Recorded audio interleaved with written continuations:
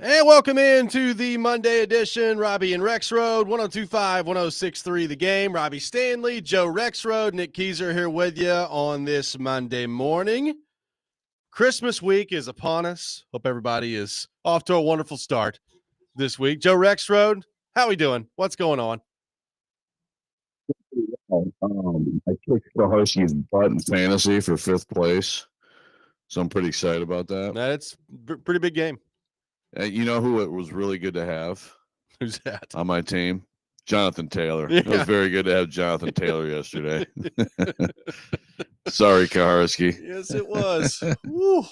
Jonathan Taylor just running all over the Tennessee Titans. We're going to get a lot into that on the program today. Nick Keyser, how we doing? What's going on? Merry Christmas, fellas. Merry Christmas. Yeah. Merry Christmas. Grand time of the year. Glad to be with y'all to kick things off. Yep, great football over the weekend, too, especially if you're like a combo Vols Titans fan. A lot of good stuff there, Joe. Really good. Oh, my goodness. Were there any good games in any of the professional or college? I don't know. I'm sure there was one or two in the NFL, right? Yeah, not very many. Not very many. We got a lot to get into in the program today. Kuharski will be with us at 7 o'clock, so a little bit of an earlier start for Kuharski today. Will join us at 7 on the program. Corey Curtis from News 2 will be with us at 8 o'clock. We're going to get heavy into both the Titans and Tennessee getting shellacked by Ohio State over the weekend as well. We'll take your thoughts on all that throughout the show. 615-737-1025, our phone number, 615-737-1025. Joe, we'll get to Tennessee, Ohio State later this hour because there's a lot to get into on that as well. Titans fall 38-30 yesterday in Indianapolis. At one point, it was 38-7, and then the Titans mounted a little bit of a comeback, so good for them, I guess. But they end up falling 38-30 at the end of the game. Mason Rudolph, 23 of 34 for 252 yards, 2 touchdowns, and 3 picks, quarterback rating of 72.2. But the story of the game, Joe, the Indianapolis Colts run the ball 50 times for 335 yards in a National Football League game, averaging 6.7 yards per carry. Jonathan Taylor, 29 for 218. He broke 2 huge ones in that game. And Indy, at one point, up 38-7, looking like a Super Bowl contender. And we know that this Indianapolis team is not very good. Joe, Anthony Richardson completed 7 passes in the game. They scored 38 points, and they win 38-30. Titans fall to 3-12. Yeah, definitely not especially, after the discourse of last week, not exactly what you're looking for, on the whole soft team front. Yeah. Because I will say, in general, I'm like, that word is probably overused, probably not applied here. It's a bad team, very bad team, very, very bad team. Soft team, but I will say, when you give up that kind of rushing yardage, boy, there's something soft going on defense. Yeah, we talked about this a lot last week. I don't know that soft has been the word that I would use to describe the Titans. Now, as Kuharski pointed out, there's been moments this year that make you say, huh, really? Like there's different versions of the word soft. And it doesn't always mean physically. Like mentally, I think this has been a pretty fragile team throughout the year.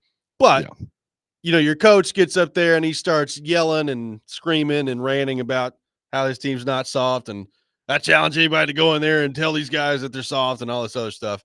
And then you come out on the following Sunday and you give up 335 yards on the ground in a National Football League game. That's a pretty tough pill to swallow after that. You're hoping that the locker room sees Brian Callahan go on his little rant and that they respond in some way. And instead, they kind of make him look like an idiot after getting up there and yelling about how they're not soft. And then they give up 335 yards rushing to an Indianapolis Colts team who, quite frankly, has not been able to pass the ball all year. And you know that they're going to try to run it, and you still give up 330 yards. It's kind of unbelievable. Yeah, now, look, I will say, I don't think the media would run on the Titans. I really, I don't even know. Maybe Sam Phelan. I was going to say Sam. He was on Survivor. He's pretty cut up. We probably have to give him the ball, but I don't know, man. I think the Titans would absolutely blow that up. The you don't run on the Titans would absolutely ring true if the media were to try to mount a rushing attack. But yeah, I mean, it's just I'd be very interested. It's one of those things where it's like, okay, what's the film say? You can have, you have these 2 long runs, which obviously skew the numbers. So, that can happen. But I mean, 50 for 335. That's insane. Take those big runs out, those 2 big runs out, and it's still way more than you should ever give up to a team in an NFL game. I mean, Jonathan Taylor thought he was running against Wisconsin Whitewater on Sunday. It's just so. Like, is it, were guys quit? Again, I'd love to see the film breakdown of this. How much is it? Obviously some execution mistakes. That's almost always part of it, but how much of it is like bad effort, bad effort, not getting off blocks, not being physical, all that stuff. I mean, it just looks, it's a team that's obviously ready for this to be over. And like you said, this was a good time to maybe kind of play to the words of the head coach from a few days ago, who got really fired up about that word, and then they did the opposite. Yeah. And look, I'm not really going to sit here today and be in the business of, well, did you see them almost come back? I mean, it was 38-7 to the Indianapolis Colts, and good on them for coming back and scoring some points at the end of the game. But it was 38-7 to the Indianapolis Colts. Like, that should never happen. And look, the Colts are still technically alive for the playoffs. They're not going to get in, but they're still technically alive.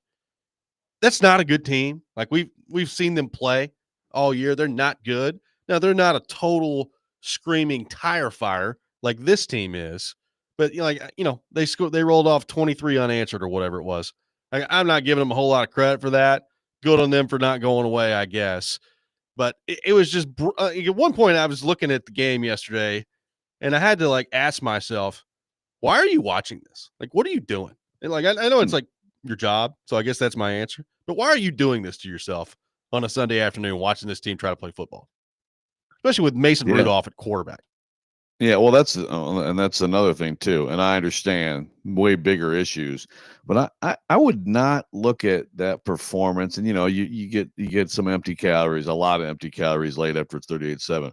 I would not look at that performance and say, "See, locker room, we're giving you the best possible QB, and this is what accountability looks like." I mean, I'm still gonna, I'm sure we can get into this at some point this week or not, but I still think I would rather them play Will Levis. I think that makes it more watchable, not a lot more, but still more watchable than this team with Mason Rudolph.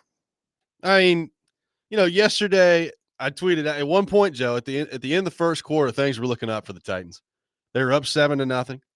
Rudolph was 8 of 8 for 86 yards and a touchdown.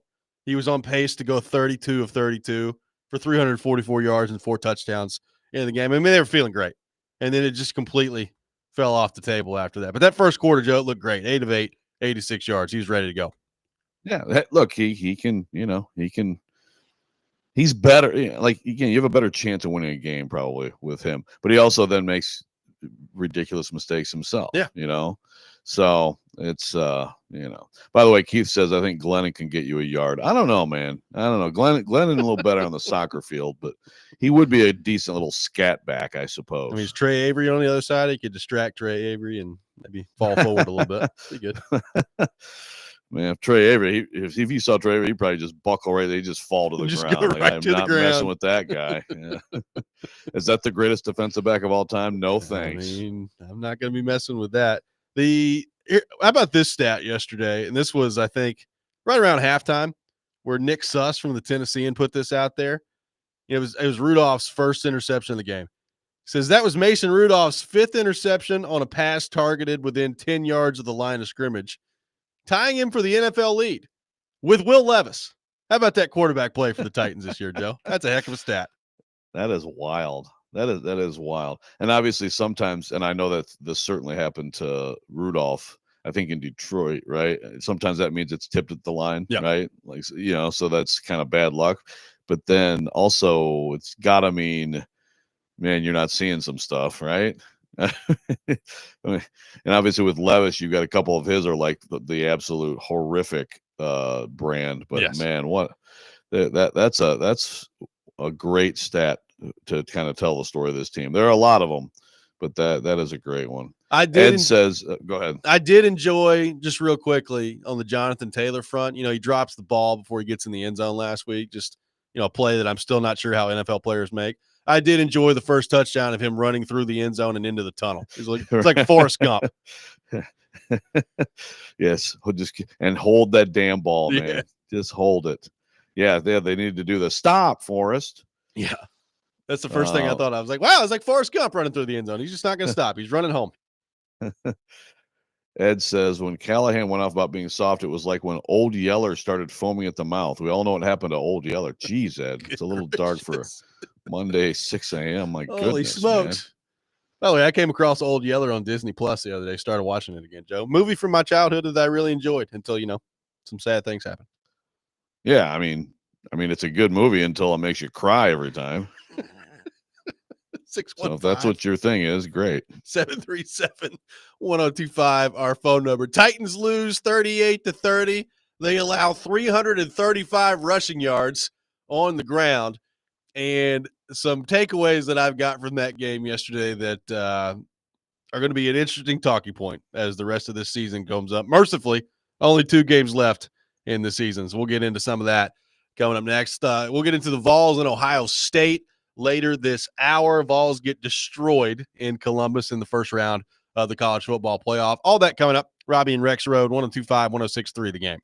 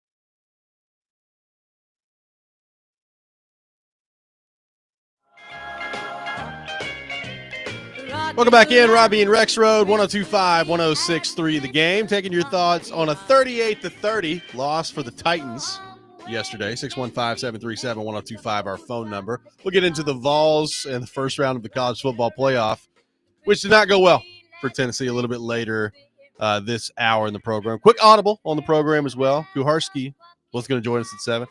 Going to be 7:45 now. So no rant today. Rexrode, I have a feeling that he could be the rant.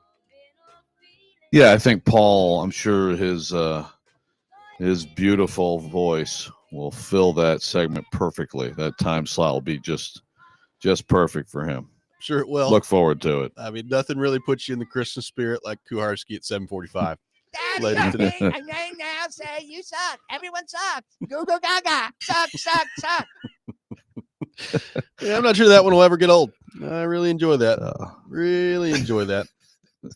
Titans give up 335 yards on the ground to the Indianapolis Colts yesterday. They lose 38-30. Joe, Kuharski has thrown it out there last week. He's not, as he discussed with Jared in great detail on Friday, he has not gotten the information where he can report this yet, but he does feel decent right now about the idea that both Callahan and Carthon in the front office will be back next season based on some things that he's heard. And he's talked about that here on the show.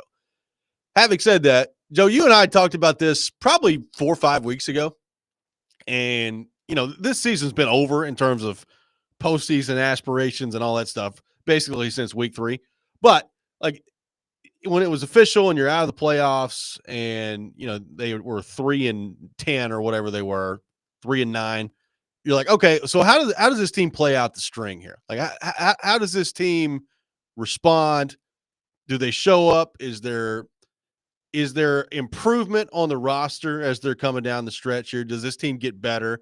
Big job for Brian Callahan. Like, part of the evaluation of Callahan is going to be how he handles this and what the team looks like coming down the stretch.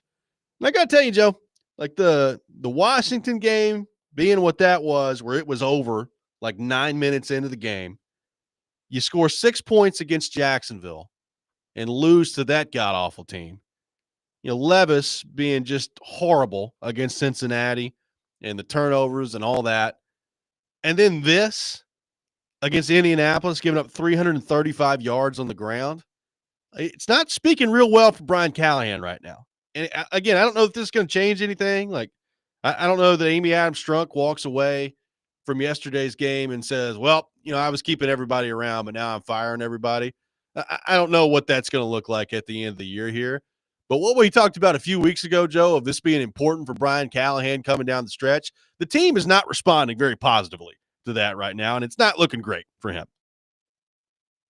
No, I mean, it's not looking great for anybody. So there's just no way around it, And look, I mean, we even have in our promos now, right? Like, I mean, I've probably heard, like, we get Big Joe in the promo. I mean, how could you come back with this cast of characters? Like, there's plenty of people saying that.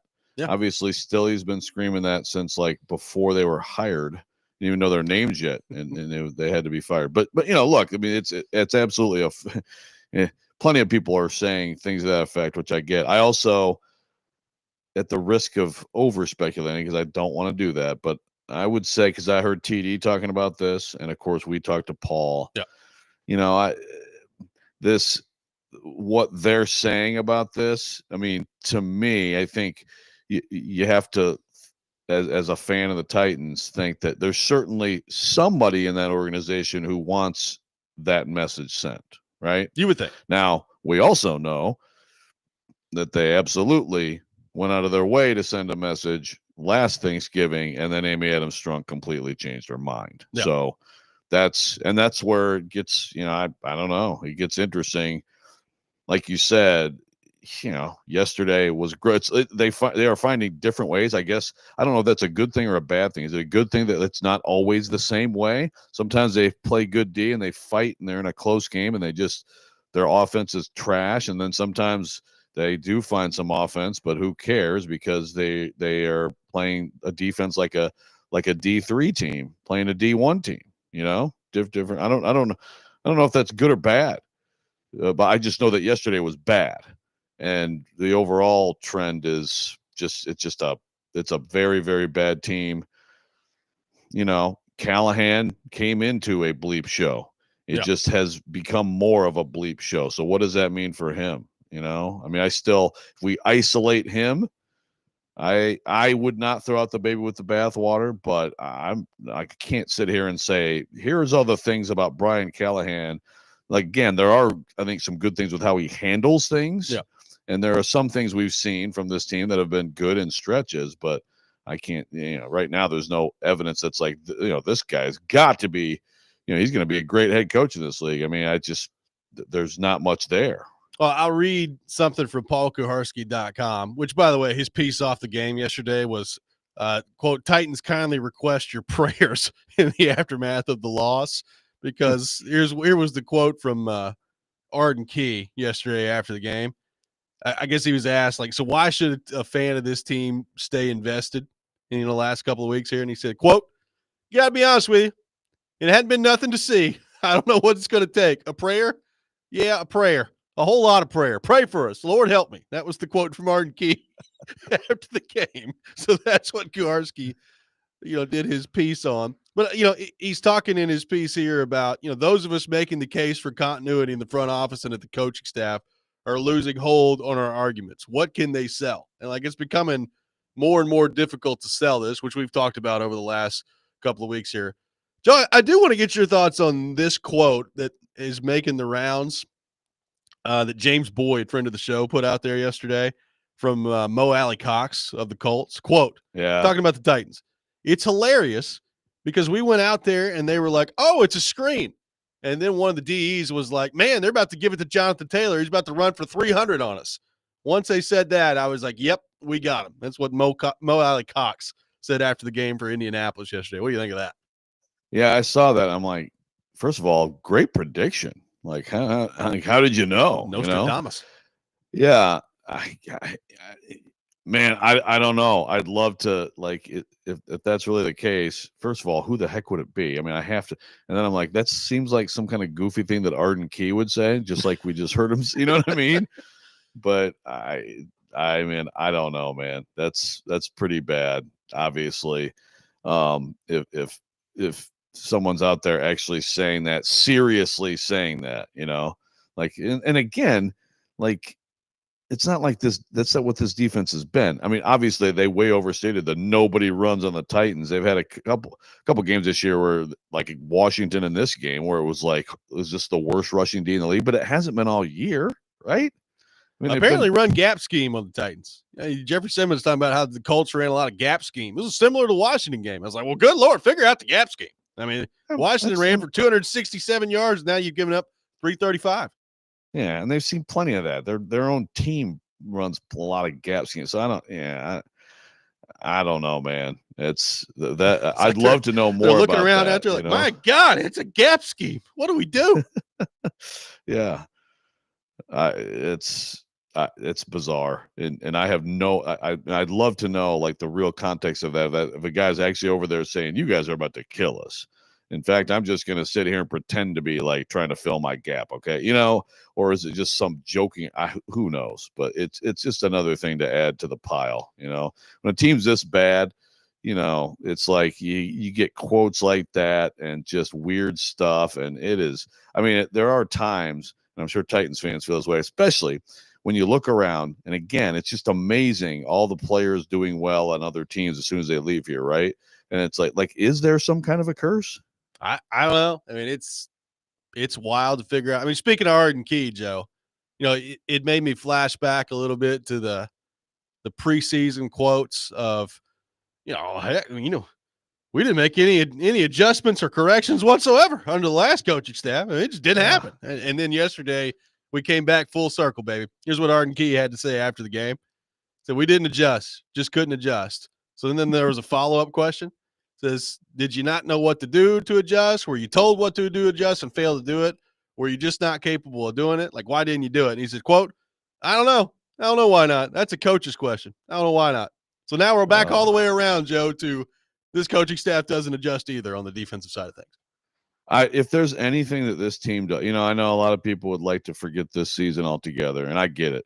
But if there's one thing this team does, let this please be the end of whenever a coach leaves a place and everybody wants to get into, oh, the new coach is so much better in all these ways. And please scorn it, laugh at it, yell at it. Do not buy it. It's total BS. It happens every time. And I don't know that I can remember a case where it was so like, so immediately rejected by the football we saw right afterward. It's just incredible. I mean, I couldn't I read those quotes. I mean, Arden Key was all in one yesterday. The please pray for us at the end of it was my favorite. But the going back to well, we just didn't adjust, not making any adjustments. No, it's like, wow, before the season, you said the last coaching staff didn't make any corrections whatsoever. And now we're back to it. So kind of amazing the coaching going on around here, according to Arden Key. Man, Arden Key needs to. I need Arden Key to like narrate the rest of the season. Actually, I got somebody mad at me, Robbie. Do you? We could get to it. Yeah. I'll have to address this. Someone's very mad at me. We'll do that. Somebody's very upset with Rexrode. We'll get into that coming up next. We'll also get into Tennessee being dismantled by the Ohio State Buckeyes. All that coming up. Robby and Rexrode, 102.5, 106.3, The Game.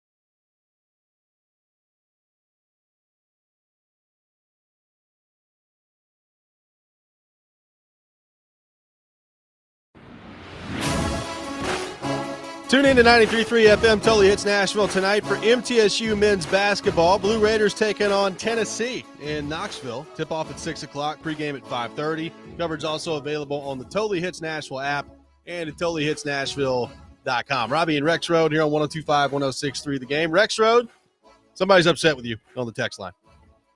The text line is popping. But, I mentioned, Callahan. We get into Callahan discussion. I said he came into a bleep show, which is true. I mean, can we all agree, this was a bleep show? We said it was a bleep show last year, didn't we? Looks like a rosy paradise wasn't now, a bleep but yes, show? you're correct. Well, right. I mean, so wait, what is it? What are we updated here? 9-30? That's 9-30? 9-30. Yeah. 9-30 since the plane from Green Bay. But this texter says Callahan came into a bleep show with $190 million in free agent signings. Vrabel would have loved a bleep show while trying to piece together a roster. Bleep, Joe. Well, A lot of bleeps. Yeah, a lot of bleeps in there. Yeah. So first of all, let's. This is as we think about the entire, the entire group here at St. Thomas Sports Park. So now are we saying that the GM did a good job? Is that what you're saying? I mean, yes, they signed a lot of people. Obviously, I'd say that you could look at both sides and say they haven't done a very good job. Also, are we like saying that Vrabel, they never signed any free agents under Vrabel? They gave Vrabel nothing. I mean, Vrabel, obviously, like the texture goes on, Titans were more disciplined, more accountability, all that stuff. Yeah, I understand that. I'm not saying like Callahan's as good as Vrabel. Vrabel has proved is a proven good coach in the NFL. Callahan is not, but yes, he came into a bleep show. Yeah, I mean, it's not good. I mean, it's been going down. I mean, the record is what it is. Even before the Titans got here, or before Callahan got here, we were talking about the last couple of years. It's not been good enough. There's no doubt. And now they feel as far away as ever, right? Like, in the middle of that 38, when it was 38-7, I did think, I was like, is this like rock bottom for the franchise? Like, we the Wiz and Hunt years, we've talked about that. The comparables between this team and those teams, pretty similar. In some cases, this team has been worse, and Kuharski went through that earlier in the year. But when they were down 38-7, Joe, to this Indianapolis Colts team, I did allow the thought to cross my mind. And this might be like rock bottom in the history of this franchise. The Colts team is not very good, by the way. Yeah, it might have been, but then they came back, Robby. So have we also seen they've started the ascent? Is it possible? Have we seen them start their ascent with that stirring comeback in Indy? Do we think as a team, maybe at this point you wait until the regular season is over, but do we think as a team they need to just all hop on the charter plane, fly up to Green Bay, and then just fly back? Maybe some reverse mojo there. Just, not playing the Packers on the road for a while. Just take a trip to Green Bay. Just go up to Green Bay, maybe a little reverse mojo, and that's what it's going to take to bring this thing back around. Maybe they'll go 30-9 going, the other way, that way. Maybe have some non-alcoholic champagne on the way back. Yeah. I mean, maybe so. Yeah. It's worth a shot, man. Yeah. Amy's got the money. Yeah, no doubt. We'll get back into the Titans a little bit later in the program. Joe, Tennessee, in the first round of the college football playoff, goes on the road and gets absolutely obliterated by Ohio State. It was pretty similar. Like, it felt like, Joe, in some ways, the Titans and Commanders a couple of weeks ago, where it felt over pretty quickly. Now, I will say, Nico and Tennessee, they scored that touchdown at the end of the first half, which cut it to 21-10, and they had the ball coming out in the second half. So you're like, okay, well, you've made it 21-10. As bad as it's been in the first half, if you come out on the first drive of the second half and you could score a touchdown and you get this thing to 21-17, then maybe we got a ball game at that point. Well, they do nothing coming out of the half. They immediately give up a touchdown, and the game was over from that point on. Ohio State wins 42-17. They absolutely dominate Tennessee. What did you make of that game? How surprised were you that not only that just the fashion and the way the game played out, but how good Ohio State looked in that game? Yeah. Look, it's just a reminder of a few things. One is that Ohio State can be as good as anybody. I mean, we talked about going to the year, is that the most talented team? Pretty much. Hard to argue otherwise. $20 million roster, just loaded everywhere. And at times they've looked like that. I mean, even like the loss at Oregon, I think was a great game, and I'm excited for that rematch. And then they just had some other performances, and then they did whatever the heck they did against Michigan, and so to me, the start of this game was so huge because Tennessee fans absolutely were elite this weekend, whereas their team was not at all. I feel bad for Tennessee fans who, I mean, whatever the number was, they had a lot of people in there. I know Herb Street said 40,000, and some people are disputing that. Who knows? But they had tens of thousands of people, right? And they certainly had like more than 20,000 people in that stadium. They had a lot of people in that stadium. And so fantastic performance by them.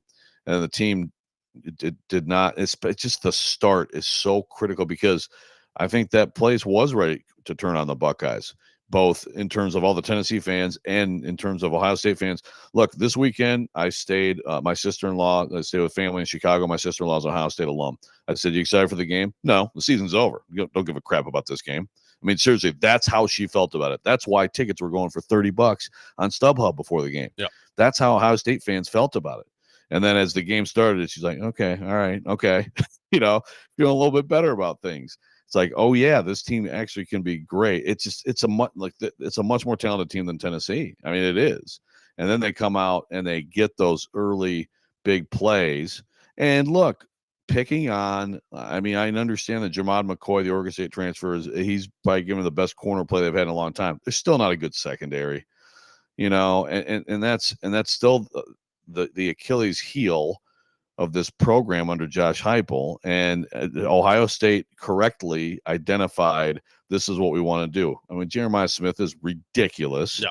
The guy's a freshman, and it's absurd. And so, I mean, they just Jimmy and Joed him. And then I think, again, we can get into Josh Heupel teams on the road and how games spiral on them.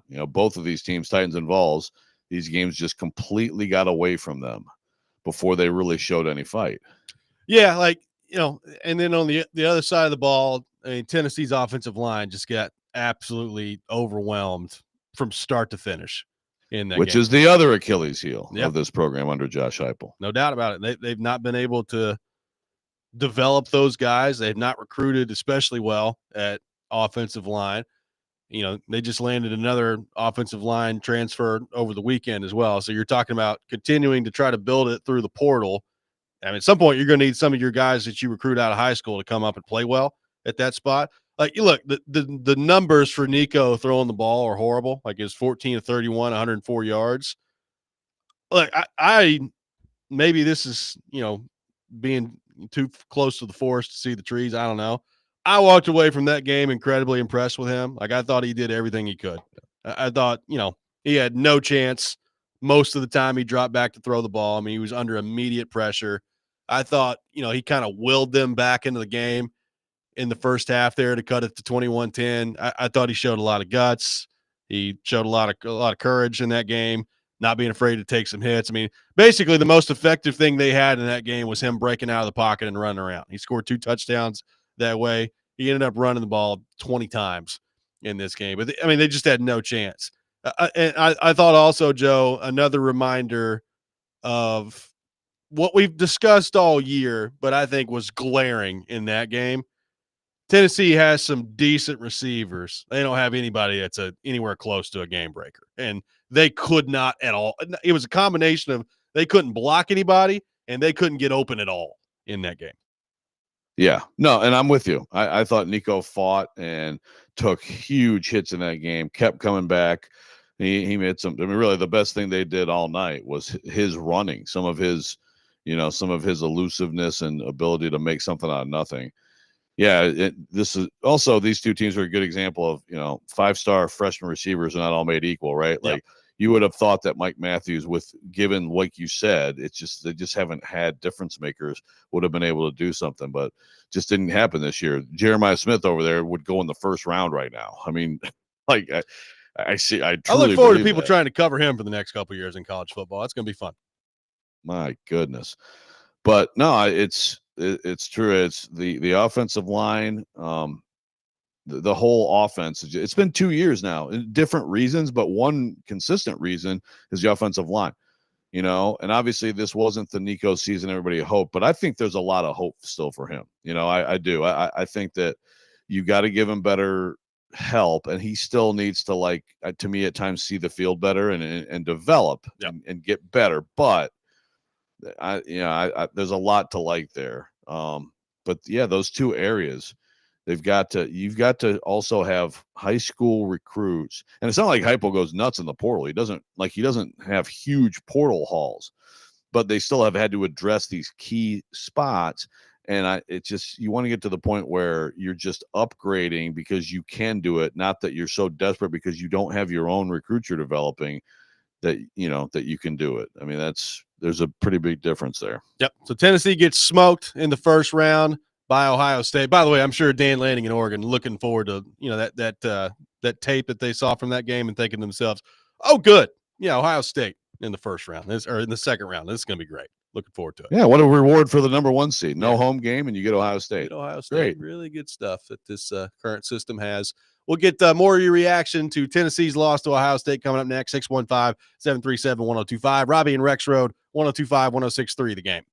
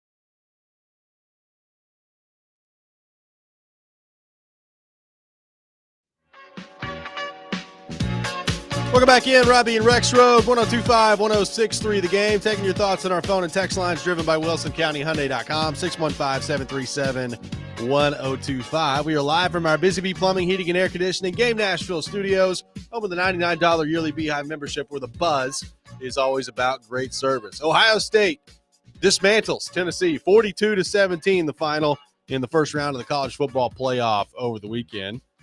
So now the question, Joe, is where does Tennessee go from here as they continue to try to build their program? 10-3, the final record this year after the loss to Ohio State. And here's kind of the way that I viewed it after the game, Joe. Couple of things. Number one, I think this season definitely a success for Tennessee and Josh Heupel. They made the 12-team playoff. Regardless of what you think about the 12-team playoff, that was the goal heading into the year. They accomplished that goal. They got in. So this season, I think a success for Tennessee on that front. Number two, I think they're still a significant ways away from being a national title contender. Like, there's playoff teams and there's national title contenders. We saw a national title contender in Ohio State on Saturday, and I think that just kind of shows you that Tennessee's got some significant work to do there. You know, I've talked about receiver. They've got to get better play at wide receiver. Maybe that is Mike Matthews. I know they're pretty high on the Braylon Staley kid that got some action in the game too, so we'll see what happens on that front. But they've got to find a way to get some better play from wide receivers. The offensive line, by the way, they're losing a lot on the offensive line, so that's going to be a big thing to monitor this offseason as to what that looks like next year. And then defensively, you know, probably the most disappointing part of that game, Joe, is it was similar to the Georgia game in the fact that the defensive front for Tennessee really just didn't make a huge impact on the game. Like, you know, they had a couple moments. James Pierce made a couple of big plays. I think we would all expect that he's gone. So what does that defensive front look like next year? Still should be a lot of talent there, and that's where the strength of the defense is going to begin. But secondary play has to get better. Look, I think when you're viewing it from Tennessee and like how do you get closer to being a national title threat, the quickest way, Joe, is for Nico to take a huge step from year one to year two and to be an elite quarterback. If he's an elite quarterback next year, that covers up a lot of your other warts. But I thought Saturday a nice reminder of Tennessee's really good. They're a good team. They certainly did not play, I think, to their capability in that Ohio State game. And they're a playoff caliber team. They're not right now a national title caliber team. Yeah, exactly. You know, and I do think when we talk about those problem areas, they do have some promising young defensive backs. So, I mean, I think there is some promise there. I think, like you said, they're still going to be really good up front, but, you know, it was disappointing. I really thought they had a chance to dominate because Ohio State has issues up front, but that's where the whole Ryan Day thing, and this is just like 2 years ago against Georgia, you know, they come out and just completely soil themselves against Michigan, and then everybody's down on him. And then he's a great schemer and play caller and offensive designer. That's what he is, you know. And they had some stuff for Tennessee that just, I mean, they schemed up some wide open stuff, not just having great players making plays. Tennessee, I don't know about the offensive line. I know that you know, David Sanders, you know, they've got some big recruits, but you know, Nico, to me, if he's going to make that step, that's got to get better. And then, of course, receiver. And remember, with Josh Heupel, and I know it's only year 4. You got to keep that in mind too. But you know, the two great receivers that he's had, he did not recruit to Knoxville. Yeah. You know, Hyatt and Tillman he inherited, and they became great players in this offense under him. But it is a little bit head scratching to me that at this point, none of these guys, because they've had some, you know, Nimrod and these guys and Laycock, and I mean, like, nobody has emerged and been able to really, and that's just surprising, you know. That's got to change quickly. There's no reason Tennessee shouldn't have big time difference makers in this offense. Well, it needs to be Mike Matthews next year. Yeah, I thought he showed, you know, when he got in, he showed some flashes. But like he's got to be a huge part of what they do next year. Like, look, Squirrel White has been a good player. Squirrel White's going to be on the team next year. I think we kind of know what he is at this point. He's a good player. He's not a game wrecker. Like, he's not a game changer. Brew McCoy's going to be gone. So, like, you would hope that Mike Matthews kind of slides in where he is right now and can be your difference maker at wide receiver.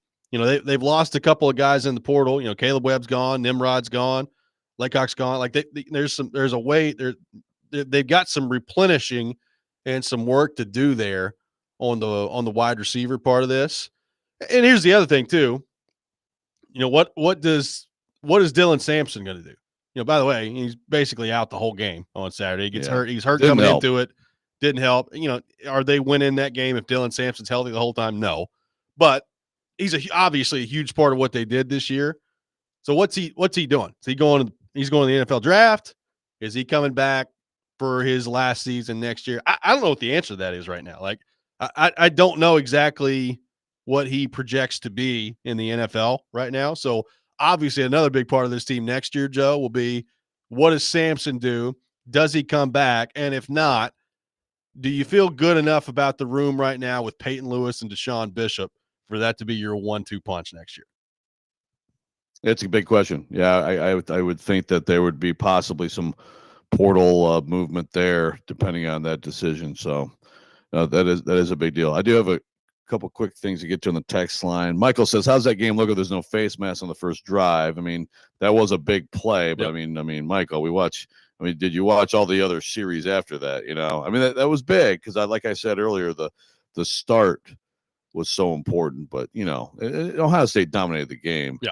Mark H says, didn't help that Will Howard threw every pass perfectly. I'll tell you what, if Will Howard wants to play like that, they're going to win it all going away. He played great. He does not, and that's a tough break for Tennessee, right? Because for as great as Jeremiah Smith is, you can't throw it better than he did on that one TD, and he has not always played like that. So that is they got the best performance possible from him. Ben from Cumberland City. All I heard all week was the bragging and laughing of all the trolling by Rocky Flop fan base. Then got a straight whip for 4 quarters. Nico looked shocked by the moment. Vols, like Indiana, should not have been there and deserve what happened. Well, so I don't agree with Nico looked shocked by the moment. I think he was looking around saying, is anybody around me going to help me at all? Yeah, Nico, seriously, I thought manned up in this game. As far as just the whole teams that shouldn't have been there, the SMU and Bama or whatever SMU SEC thing, that was a big debate, and obviously they got blown out. But I mean, the Vols and Indiana both deserve to be there. They both should have been in there. And if a blowout is disqualifying of that, then my God, my entire childhood, the other team shouldn't have been in the Super Bowl. They were blowouts every freaking year. I mean, yes, both of those teams should have been in the playoff. Neither of those teams, as we've seen, are national title contenders, like Robby said. But that is in the 12-team playoff, all 12 are not going to be national title contenders. So, it's what it is. It's a tough weekend. Not a whole lot of great games. No. Tough weekend. Hopefully get some more coming up starting in week 2 of the college football playoff. 615-737-1025, our phone number. We'll get back into Tennessee, their loss to Ohio State, where they head in the future a little bit later in the program. Back into the Titans' loss to the Colts, 38-30 coming up next. Paul Kuharsky will be with us at 7:45. Corey Curtis at 8 o'clock. All that ahead. Robby and Rexrode, 102.5, 106.3 The Game.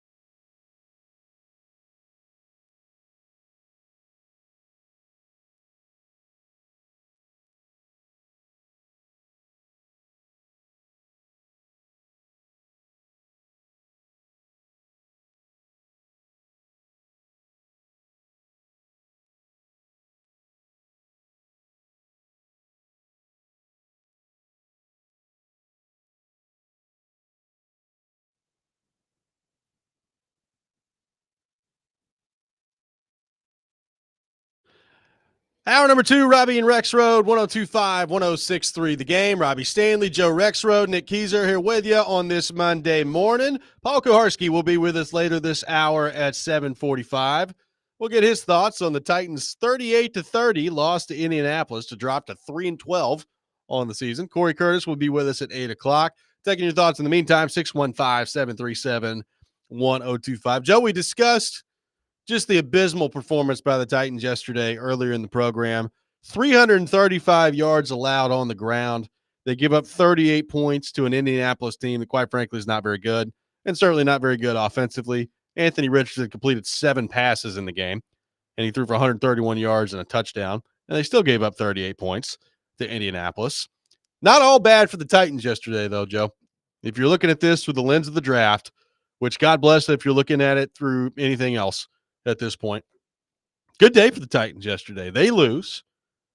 The mighty battle between the Jags and the Raiders. Raiders end up winning that one to snap like a 10-game losing streak. They get to 3-12. The mighty Carolina Panthers with a big win yesterday as well, Joe, against Arizona in overtime. Your boy Bryce Young just out there slinging it.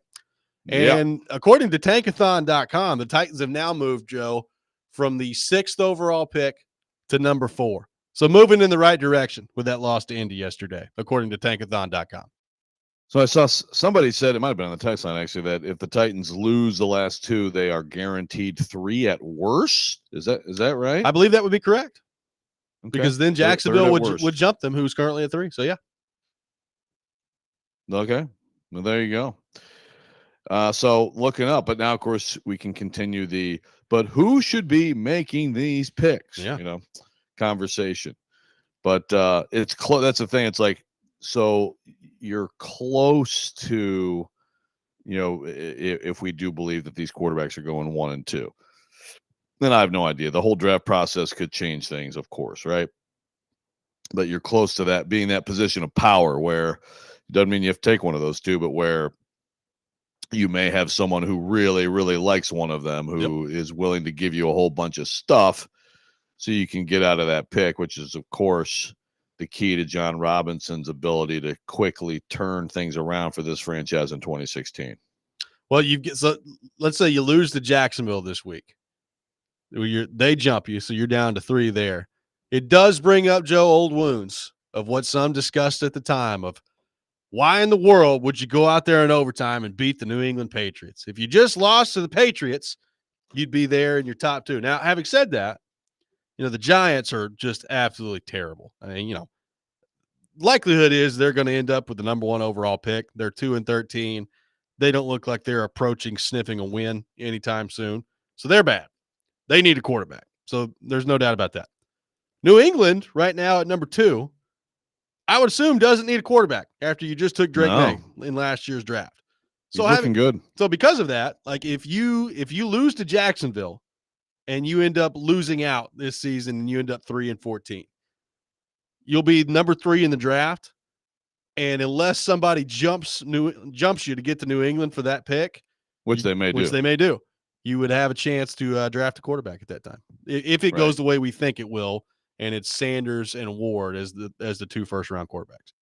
Well, that's why the second pick could be so key for New England, right? Because then they can bail out of there, get a bunch of stuff, and then screw you over, while you. And again, I Shedeur Sanders, Cam Ward, like this is the best that's available. I think. Are either one of those guys worth number 1 or number 2 overall? Right. It's like every year, almost, not 2 years ago, but every year almost, just whoever happens to be best will go 1 in the draft, right? But being best of this class of quarterbacks, should still probably be like the 18th pick or something, right? So, but it's like, like you said, they're moving to a position where if they do decide, and I assume it's these people who are here doing the job round, I'm gonna go with that assumption. Are we going to be praying for them too? Arden Key wants us to pray for the team right now. So, like, do we do that with Brian Callahan and Grant Carthon as well? They included. I pray for everybody, us, the fans, everybody. Merry Christmas. Yeah, pray for us as we talk about the draft on December 23rd. Yeah, it's just if you are into one of these quarterbacks when you do your evaluation, then now you are at least now. I mean, you're right there. You're right there circling. Of course, they were again also 2 years ago. I said 2 years ago earlier when I'm talking about it was actually 3 years ago with the bad quarterback draft of 22, but 2 years ago, 2023, they were right there for the guy they liked, they wanted, but they couldn't quite get him, CJ Stroud. Yep, absolutely. Things might look a little different around here right now had they done that. Yeah, might look a little bit different, or maybe CJ Stroud would look a little bit different. I don't know. Well, there is that too. It's always the question, right? Chicken and egg. Yeah, there's a lot that goes into that. One idea that I don't think was a prevalent one anyway, but I did see some of and saw a little bit more of on Titans Twitter after the first quarter, where he went 8 of 8 for 86 yards and a touchdown yesterday. The idea of, well, look, guys, if you're going to sign a bridge quarterback anyway, just make it Mason Rudolph next year. I think we can safely put that to rest now. We don't need to see any more of Mason Rudolph, certainly next season, starting football games for this team. I mean, I didn't need this to put it away. It's just never been a thing. I understand there's like a couple like Steelers fans in town who like only watched like 17% of his snaps when he was with the Steelers. They're like, that guy's a cracker jack quarterback. Like, no, he's a backup QB in the league, man. I don't. It's just what it is. No, I don't understand that. That one's got to be put away.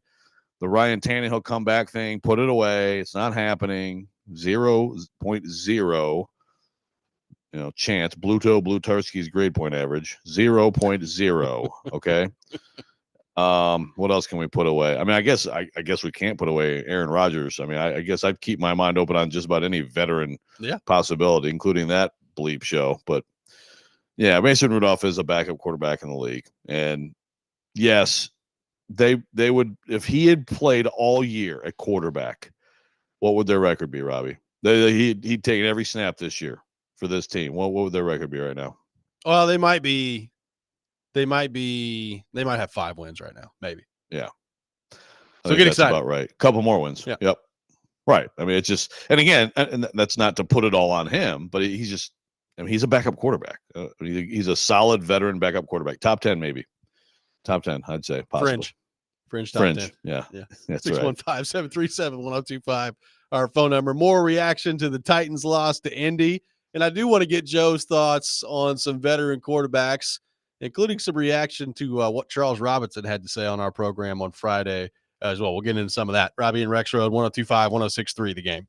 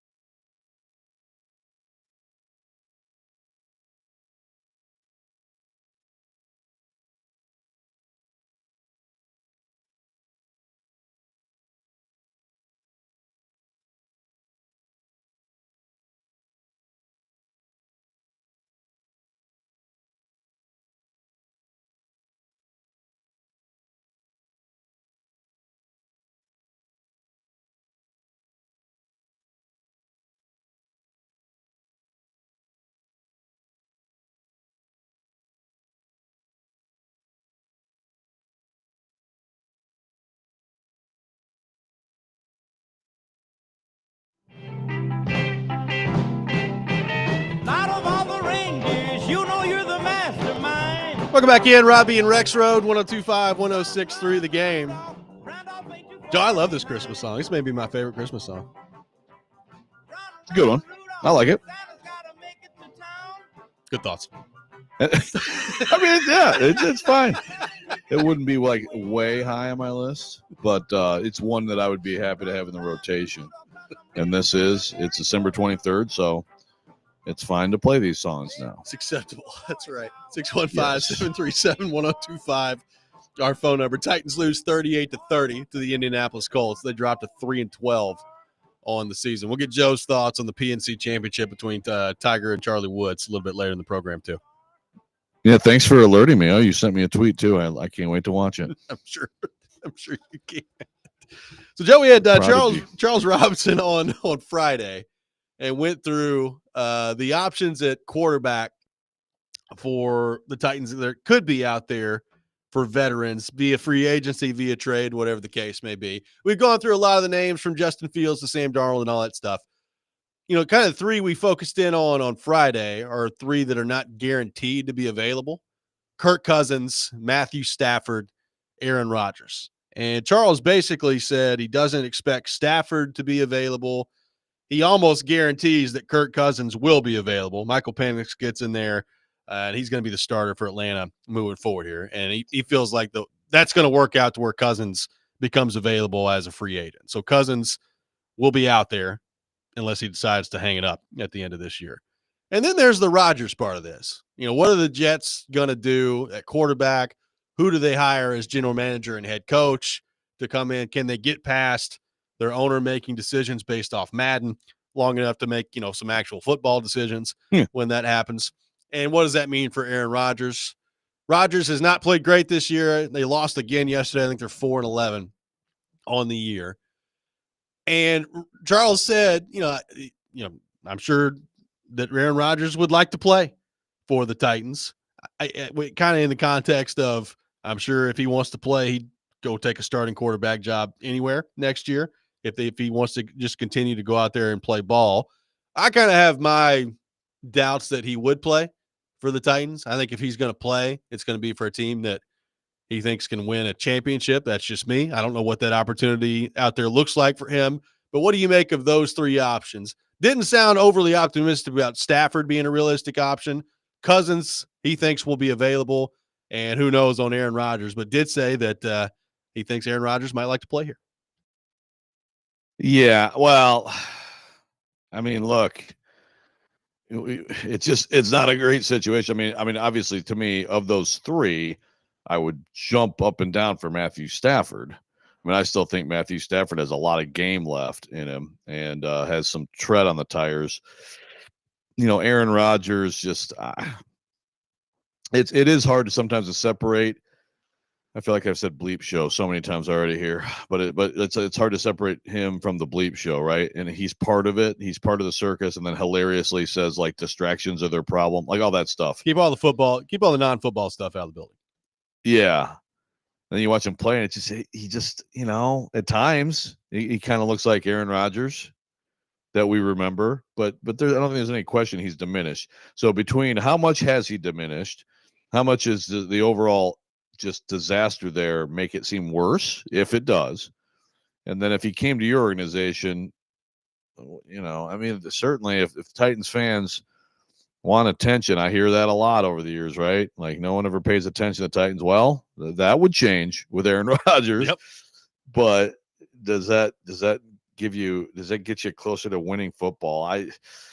I'll say this for Cousins too. If you could, and I don't know, I mean, it's weird to me that he seems to have just lost everything here before he got benched when he played really well early. So it's not like he hasn't played it well at all this year. He played really well early coming off that Achilles. But is it just like the wear and tear of going through a season and now it's affecting him more? I don't know. He was never mobile anyway. Yeah. And that's my thing for Kirk Cousins. It's like, I think Kirk Cousins come to a place and give you solid QB play.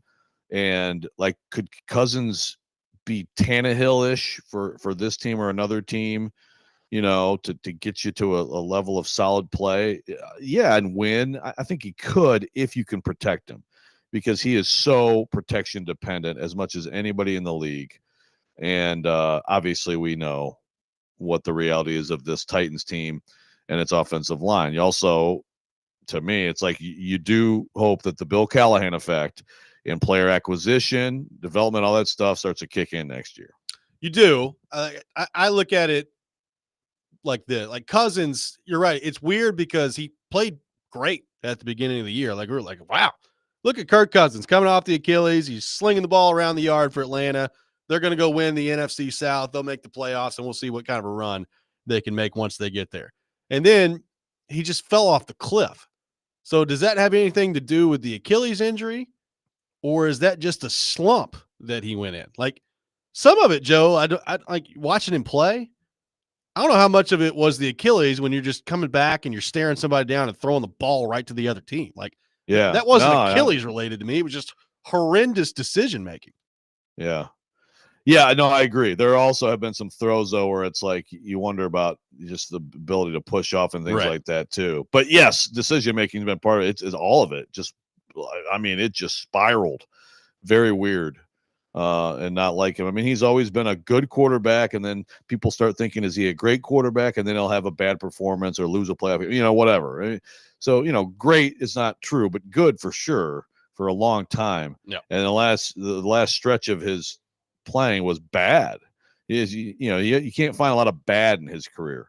So what does that mean moving forward? I would still have to guess that like he could still do the job pretty well, but again, if he has a good situation around him. So I mean that's the problem for the Titans is they have so much to fix on all these different fronts. And it's also if you're a quarterback, like if you're him, if you're Cousins, and it ends up being a release situation with the Falcons, why is he excited to come here? Yeah. Let's say they don't protect their quarterbacks, and they're bad, they're terrible. Yeah, no, sign me up for that.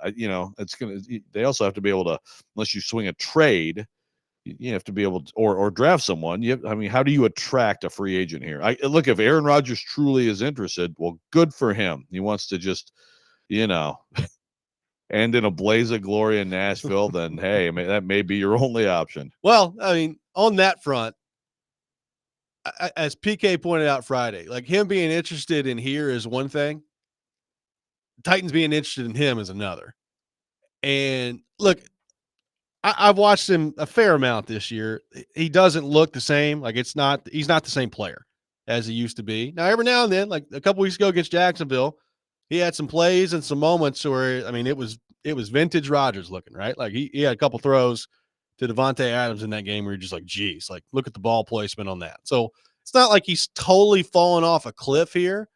But I think the real question with that is like, are you in a spot as a team, as an organization, where that move is worth it? Like what does he bring that would make that worth it at this point in his career? Because what he's going to bring is a lot of attention, a lot of it that has nothing to do with the football team. And quite frankly, like assuming that everybody's back in their role next year, Brian Callahan's the head coach, Rand Carthon's the general manager. I don't know if that's the best idea for Brian Callahan either. Like, I don't know if you noticed, but the Rodgers can be a little bit difficult to work with. And I don't know if that's exactly what Brian Callahan needs right now in a situation where he's going to be fighting for his job next year. Now, could he win you a few more games? Maybe, but he'll also be 42 at some point next year too. And that's, something to keep in mind there. Like he's not an ascending player. He's not getting any better from where he is right now. Yeah, I'm trying to imagine right now Nick Holtz dealing with Aaron Rodgers being like, "Shut up, man! I'm calling the play," or I'm making the game plan. Yeah, yeah. No, it's I would have to think that privately that would be something Brian Callahan would think about and be like, "Ooh, man, like why do we want to sign up for that?" You sign up for Rodgers. Well, the Jets did because they thought he was a final piece to a great roster, and obviously he wasn't. So it's just hard for me to believe. I understand him not wanting to go out like this, but I just have a hard time believing that he wants to go out hoping to get a team to 8 and 9. Yeah, I just don't see it. that's hard for me to buy. So, and a lot of negativity on the text line about all these options. I get it, but again, this is the veteran reality. So, the other thing you can obviously do is you can plan to get your quarterback in this next draft one way or the other. If those top two guys aren't possible, there are other possibilities. But that's another thing too. What if the Titans do the second round flyer thing with like a Carson Beck, a Milrow, something like that? I mean, it could work out, but is that the smart way to do it right now? I don't think you take a quarterback just because you need a quarterback. You take one because you actually believe that person will be great. Yep, no doubt about it. Quick audible for you, Joe Rexrode. Paul Kuharski's coming up next on the program. We'll do PK's thoughts on the Colts loss yesterday, his thoughts on the current state of the local professional football team. Robby and Rexrode, 102.5, 106.3 The Game.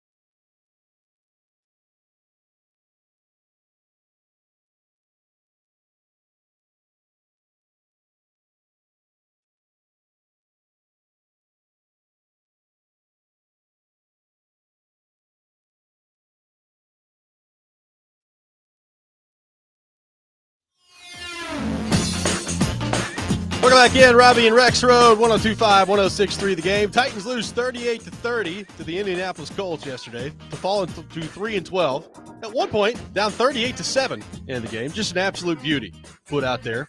And to help us talk more about that, we go to our 102.5 The Game phone line, driven by WilsonCountyHyundai.com, and welcome in our friend Paul Kuharsky from PaulKuharsky.com. PK, good morning. How are you? Oh, I'm great. How's it going? It's going really well. Appreciate Super. you taking time to be with it. So, PK, you and I had a lot of discussion last week about the comments from Brian Callahan and whether or not the Titans were soft and his rant that he went into last week. And then they go out there yesterday and they allow 335 yards on the ground on 50 carries by the Indianapolis Colts. How do you reconcile and explain what we saw on that front yesterday? Well, they did not exactly back him up, I would say, in terms of being physically or mentally tough against the run, which, is generally the first hallmark of all of that. It's also the way they respond to it. Devondre Sweat told Nick Suss, you got to watch the film. Like there's some magical, mystical revelation on the film that makes it look not that bad. Or Jeffrey Simmons says, stopping the run is easy. Well, show us that it's easy. And then he made sure to say, it's an 11-man job.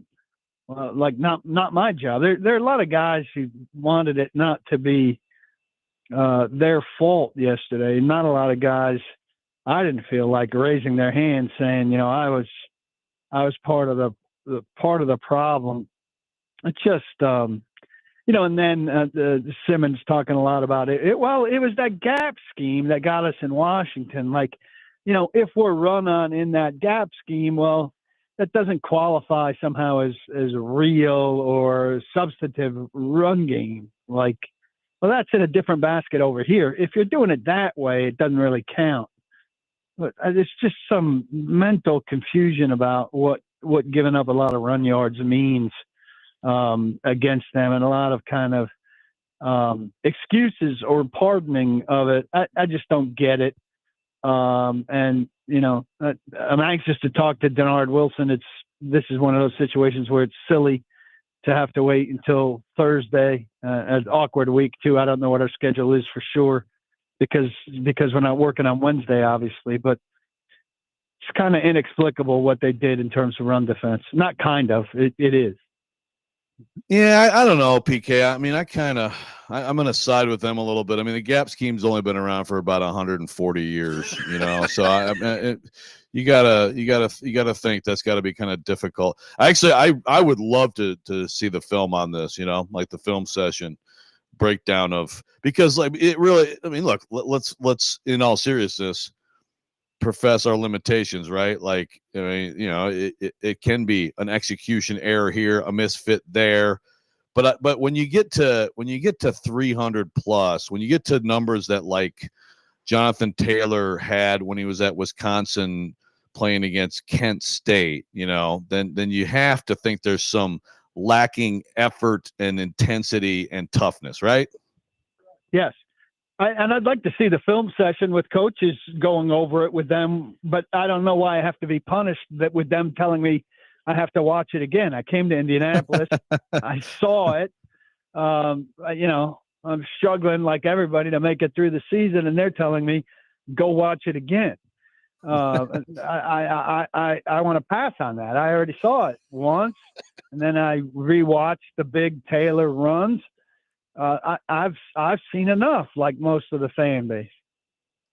So, PK, as you look at the way this all played out yesterday, I really enjoyed your piece at PaulKuharsky.com where the Titans are kindly requesting the prayers of the people. Arden Key putting it out there that pray for us. Lord help us here on this. What did you make of just the falling down 38-7 to that team? Nobody is confusing Indianapolis for a Super Bowl contender. You're down 38-7 at one point in this game.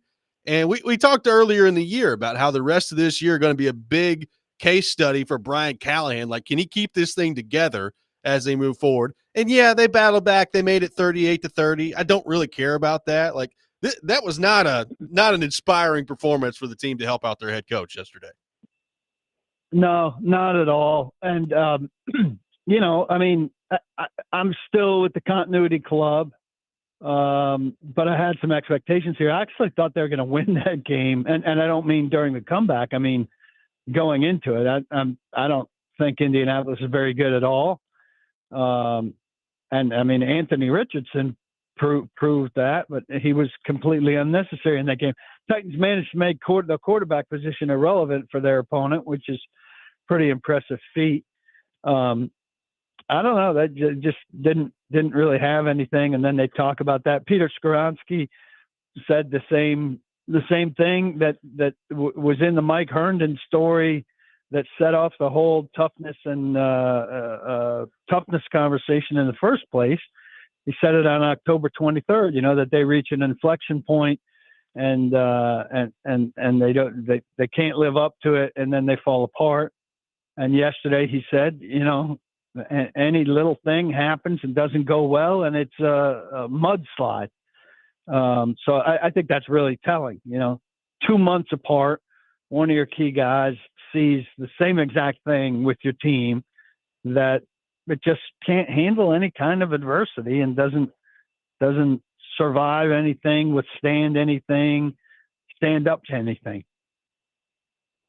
So I saw T-Mac, Terry McCormick's tweet about, so it's 20-20 combined for Levis and Rudolph, and they have the exact same QB rating, which is quite a feat. Shouldn't the Titans just go back to Levis?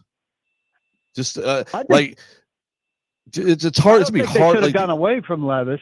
I don't think it should have gone away from Levis, but I feel like once he made the move to Rudolph, he was saying it was for the rest of the way. So I'm surprised he left the door open to go back to Levis now. And I think he looks kind of flaky if he changes again.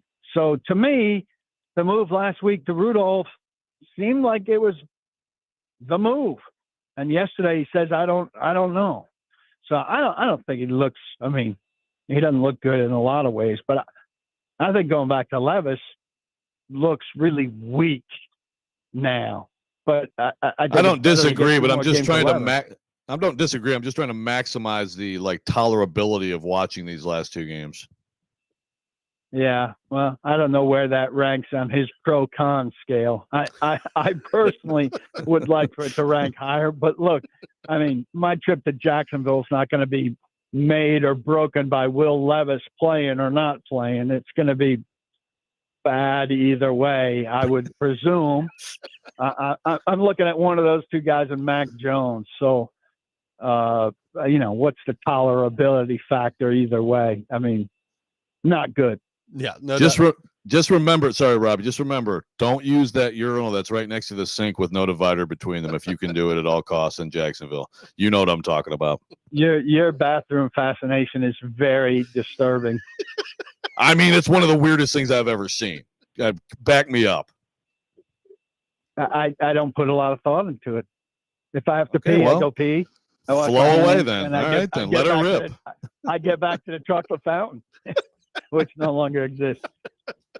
PK, I want to ask you about Arden Key. So Arden Key before the season, we talked about this quote a lot, where he basically said, Shane Bowen, old coaching staff, didn't make any adjustments. Like, there's no corrections out there. True. And then we've gone full circle now. He said yesterday they didn't adjust, and you ask why they didn't adjust. I don't know. I don't know why not. That's a coach's question.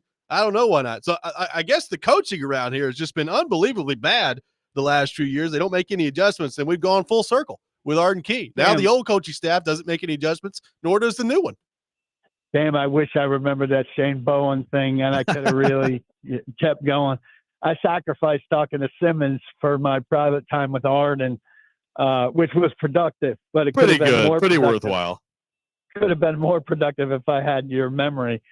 So I will circle back to him on that this week. Yeah, it sounds like several years of not adjusting, and it certainly seemed like, I mean, they didn't do anything different against the run. I don't know if you saw the moment in the broadcast, but somebody called my attention to it, so I went and taped it and put it out. But they had an extensive conversation between Brian and Bill Callahan. Yes. Did you ever get good lip reading? And then they cut away from it, and then they cut back to it. Well, John Boy, who covers the Yankees and does a ton of baseball stuff, does major lip reading and context clues and stuff. So some people have tagged him on that.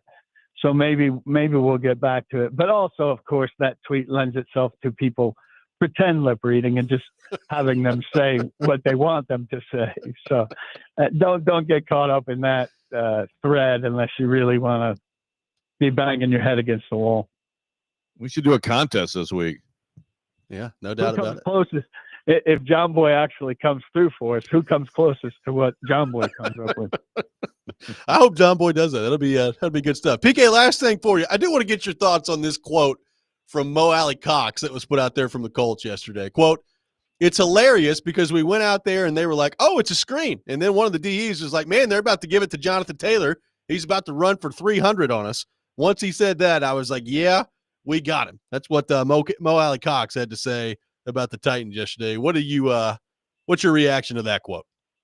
Well, I mean, I would presume that DE is R&T, not a DE, but an outside linebacker. I mean, who are the candidates there? I don't think Sebastian Joseph Day is talking like that. I doubt it was Harold Landry. Yeah, I mean, Harold Landry, I don't think is doing a lot of talking in any situation, right? So, I mean, it doesn't surprise me that there would be a defeatist Titan on the field in the middle of all that. It would surprise me if there wasn't. Yep, no doubt. PK, Merry Christmas. Thanks so much for taking time to be with us, and we'll talk to you soon, my friend. Merry Christmas, boys. Thanks. Absolutely. PK, we'll see you Wednesday morning, man. Show up just like you always do, same time. We'll be there. All right? We'll see you at the studio. He left. He's gone. Damn it. I think he left in the middle of you saying that too, so just wanted no part of what you were saying. He had no answer. By the way, someone on the Dustin from Hopkinsville said PK is a guy when there's 6 urinals open, you're at the 7th in the corner, and he chooses the one right next to you. You're so right, Dustin. We did talk about this on Friday, like your fascination with that urinal, and he's got the fascination. Apparently, an old chocolate fondue fountain in Jacksonville that no longer is there. That I did not get to experience that. Yeah. Oh no, I guess I do remember that downstairs. That's right. Yeah. I don't know, man. Between the chocolate fountain, the milky pool, and the fact that if you're trying to wash your hands and someone's at that urinal, you're going to get splatter from both the sink and the urinal. It's quite a place. Just a great visual image to head into that. By the way, going to be in the 70s in Jacksonville this weekend. So number one, congratulations, Jarvis Brownlee. Going to be warming up to play. And number two, might see some people in that milky pool next weekend. That's exciting. See, PK should be excited for this trip. This is great. He's going to have a good time. We'll take your reaction to what PK had to say there. 615-737-1025. A couple more thoughts to get to coming up next with Rexrode. We'll do that. Corey Curtis will be with us at 8 o'clock. All that ahead. Robby and Rexrode, 1025, 1063, the game.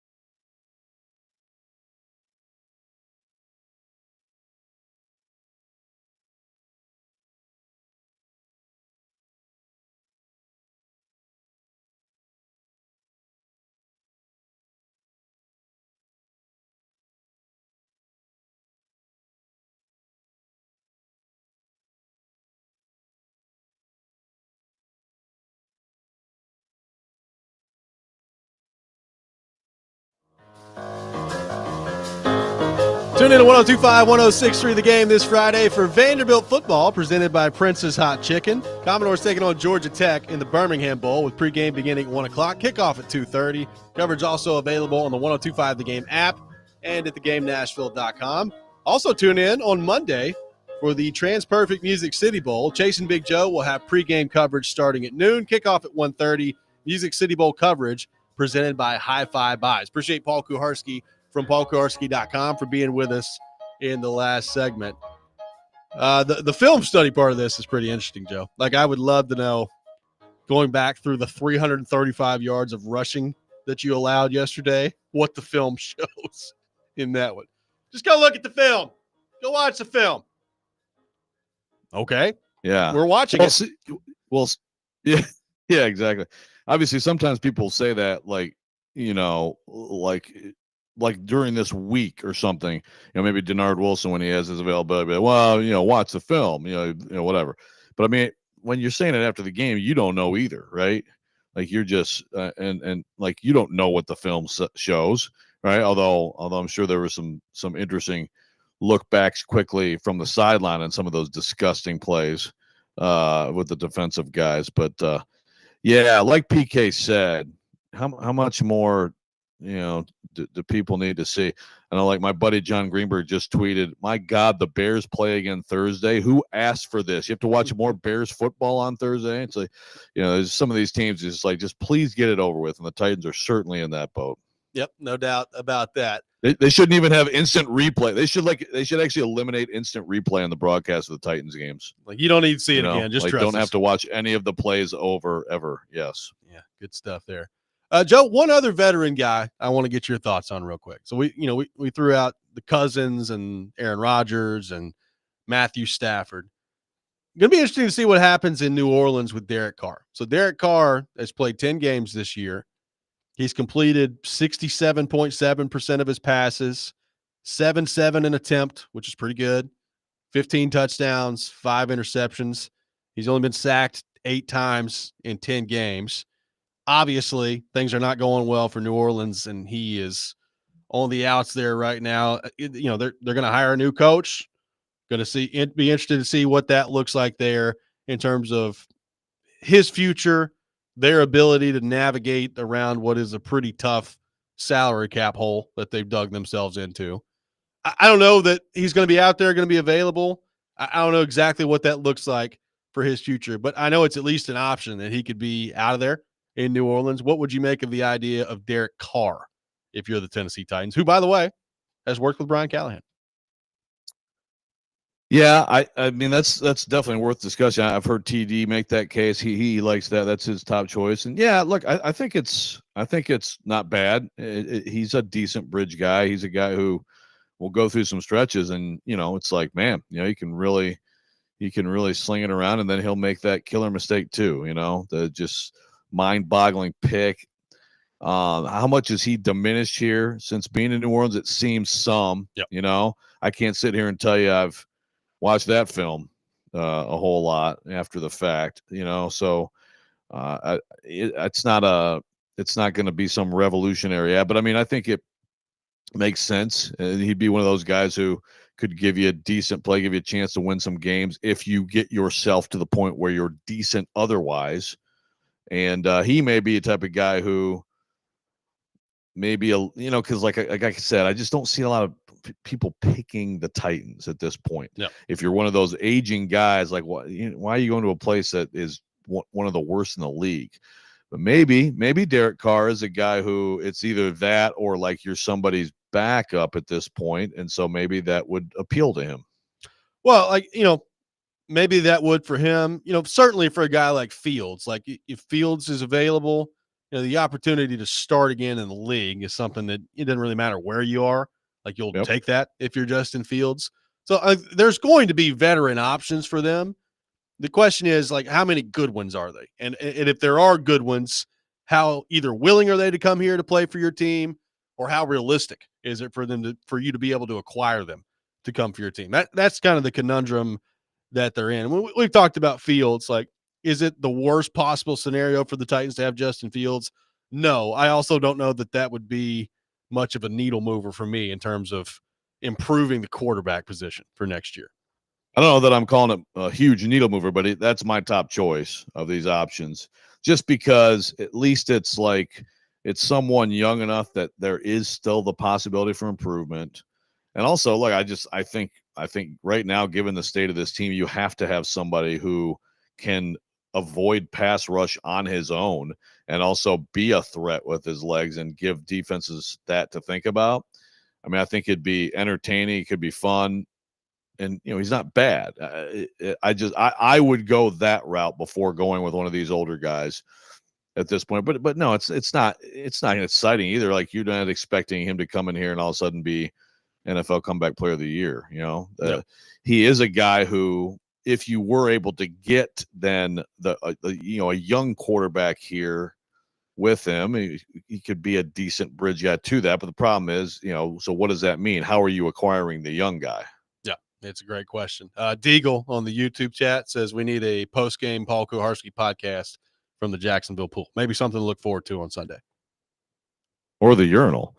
And by the way, I've got some support from within the Titans building about, yes, it is a very bizarre situation with the urinal. And I got a texter, Robby, who says, does Joe think all these clowns should be fired yet, or is he still a fanboy? Oh, well, I just want you to know, I have purchased, I mean, I hope he's not listening, because I've purchased a skillet, a spatula, a chef hat, and I've already sent it to Rand. It's just with the thing on the box, it just says, keep cooking, Rand. So I hope that answers your question. Very nice. 5-year extensions all the way around. We'll have Corey Curtis from News 2 joining us coming up next. We'll get his thoughts on the Titans. We will get back into Tennessee and Ohio State coming up in the 8 o'clock hour as well. All that ahead. Robby and Rexrode, 102.5, 106.3 The Game.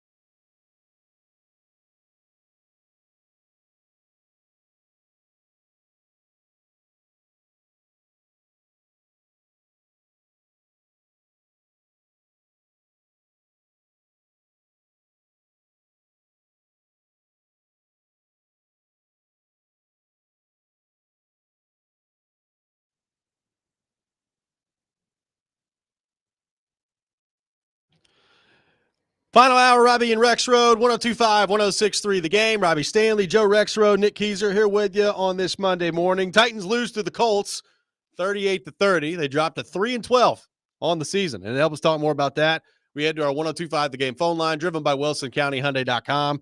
And welcome in our friend Corey Curtis from News 2. Corey, good morning. How are you? I am salivating at the opportunity to watch the Titans play the Jaguars next weekend. Oh, I bet. I mean, I think we all are. I think we're all looking forward to that game and the way that one's going to shake out down there in Jacksonville and Duval, where, as we know, Corey, you're very popular down there. I'm looking forward to if there's a video tribute for you as well. Looking forward to that. Well, there'll probably be about 18 people there to see it. So probably not going to be a whole lot of folks in the stadium for that one. What do you think you can get a ticket for? I mean, that's a great question. It is Christmas time, so maybe people ain't working. Maybe there's nothing else. It's gonna be like 74 and sunny down there too, Corey. Great weather day. That's better. Yeah, absolutely. So the Titans give up 335 yards on the ground yesterday, Corey, wow. And it was not a college football game. It was, in fact, a National Football League game. How do you let something like that happen, Corey, against a team that, quite frankly, has not really been able to throw the football all year long?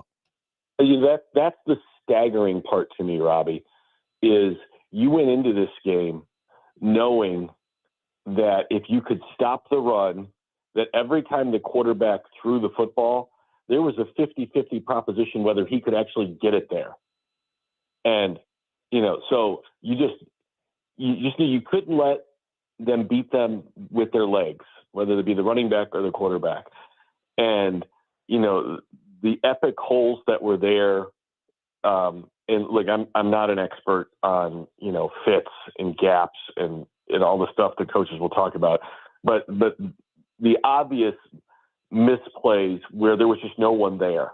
There's a difference between, there just being this massive surge that blows the hole open, which happened a few times, but also there were just times that guys didn't get there. I thought the safeties were late getting there. You had young linebackers who I think, missed a few times, although Cedric Gray had 15 tackles in the game. It was staggering how they failed to respond. I mean, the opening 70-yard run to start the second half, I think, is the most alarming. I mean, just looks like you're not ready to play, to come out and just give up a 70-yarder right off the bat. We can joke all we want about Jeffrey Simmons and nobody runs on the Tennessee Titans because we've seen people run on the Tennessee Titans. But largely, this has been a group that has been good against the run. And I know T'Vondre Sweat was out for a bit, but that doesn't excuse this epic failure that took place on the field. I mean, it was bad. I mean, I'm trying to encapsulate how bad it is. I can't. It was that bad. Okay, so what does it mean? And what do these last two games mean beyond we're all looking at Tankathon? Yeah, what do these games mean to Amy Adams Strunk as she's watching them? Well, I mean, I think number one is, are they still playing for the coach? I mean, that's always what you're looking for this time of the year. Are they still responding to what he says?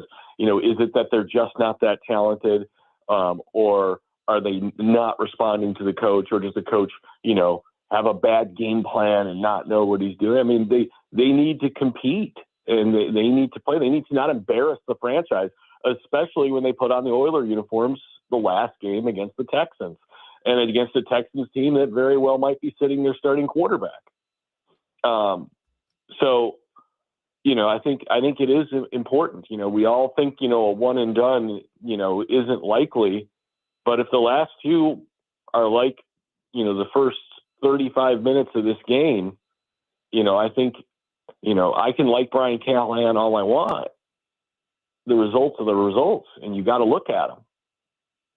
Yeah, I mean, you're down 38-7 at one point in that game yesterday against a team that, as we all know, is not very good. Like, it's not like nobody's going to confuse this Colts team for the Peyton Manning led Colts out there. Like, they have a quarterback who can't complete passes. Yeah, I mean, they're an okay football team that you made at some points yesterday look like a Super Bowl contender. And look, we could spend all day long talking about how much of a disaster this season has been.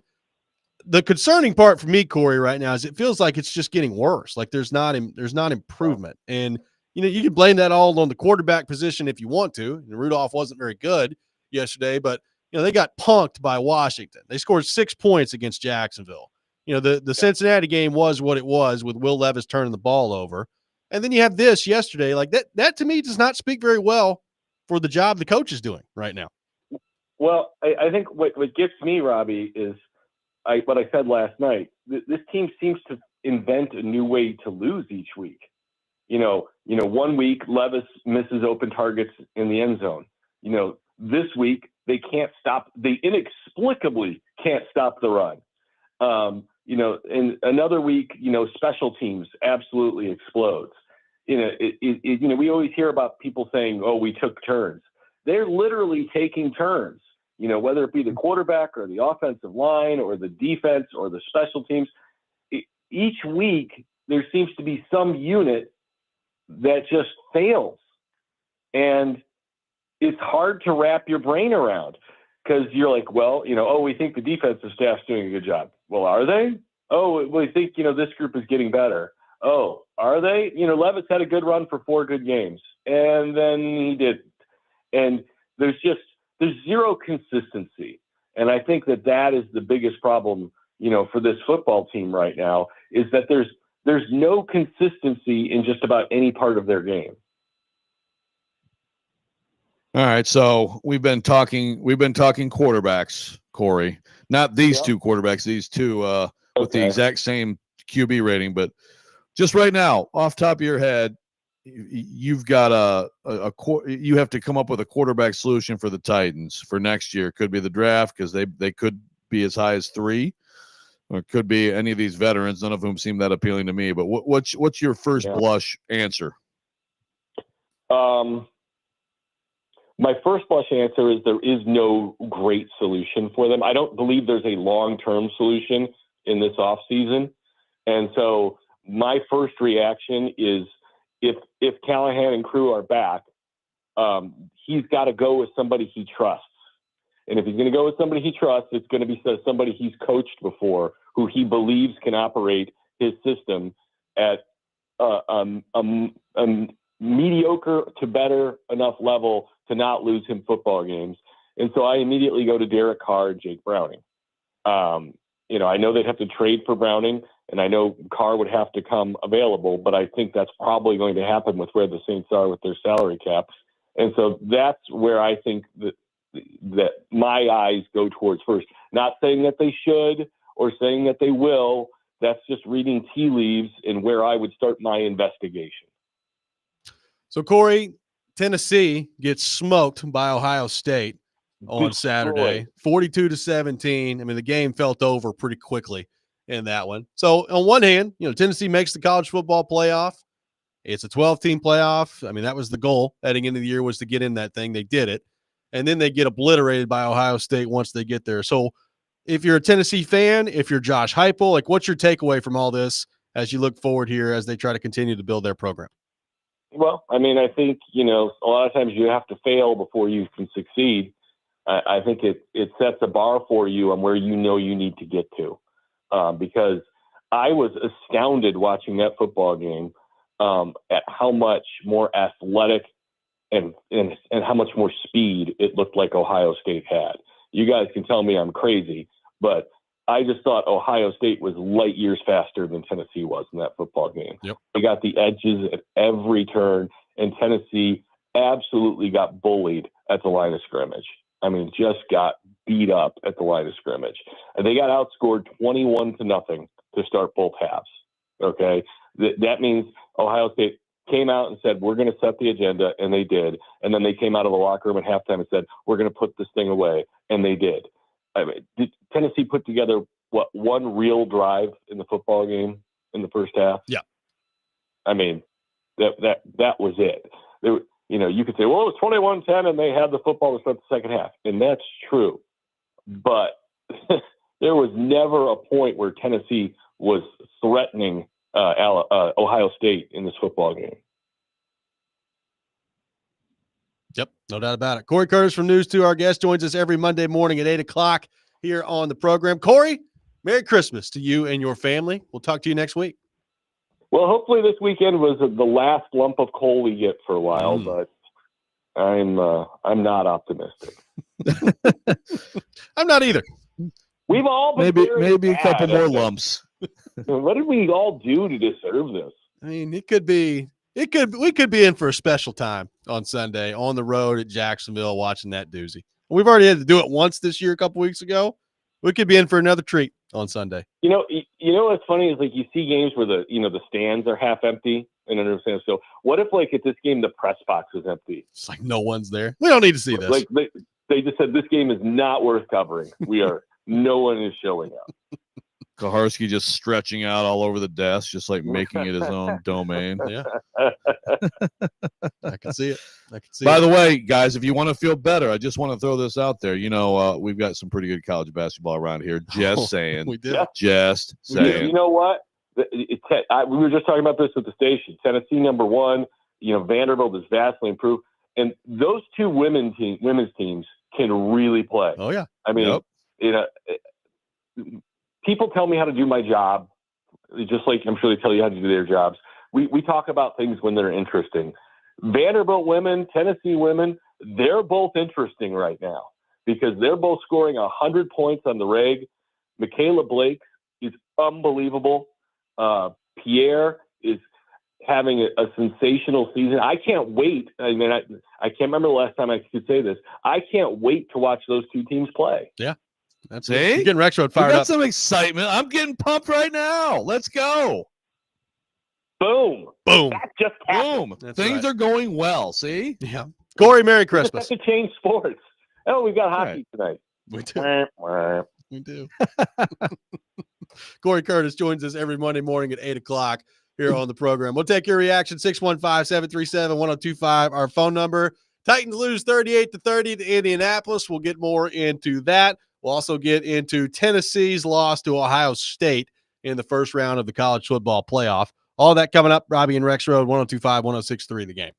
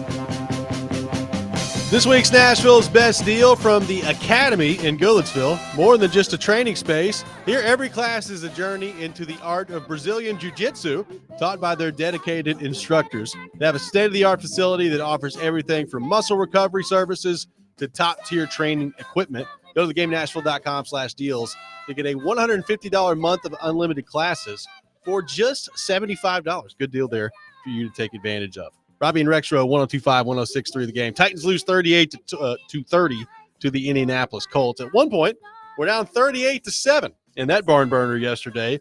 Gave up 335 yards on the ground to the Colts in the rushing attack and the defeat. So, a lot of reaction to that so far today. Joe, I guess my question for you is this. You know, we've talked about Callahan and Carthon ad nauseum at this point, and we're a couple of weeks away from the season mercifully coming to an end and having some clarity on that one way or the other as they move forward here.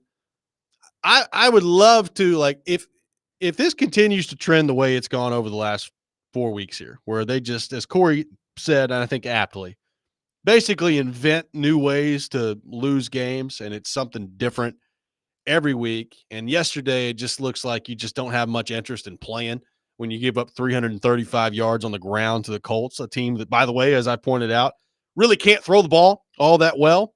You have that happen to you yesterday, and it makes me really question what in the world's going on around here. And you got Arden Key after the game talking about, you know, not making any adjustments in the coaching staff and all that stuff. Like, I would love to know if this continues over the next couple of weeks here. Like, what's your takeaway from this if you're Amy Adams Strunk?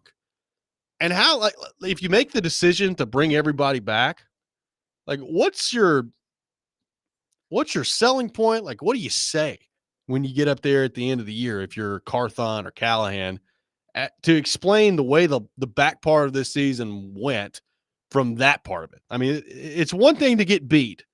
It's another thing to get beat in some of the ways they've gotten beat over the last few games here. It's just been borderline embarrassing and not worthy of NFL football is what it's been. Yeah, no, there's no question about it. There's no lipstick on that pig. That there's no lipstick available. And the thing is, although I want to hear from someone other than Brian Callahan, and that badly needs to happen. I mean, the last few weeks this is more of a coaching, right? It's about the coaches, right? It's about the football product. I mean, we already know that the off-season ads and all that, we basically have known for a long time now, all the failures there are things that didn't come through the way they hoped.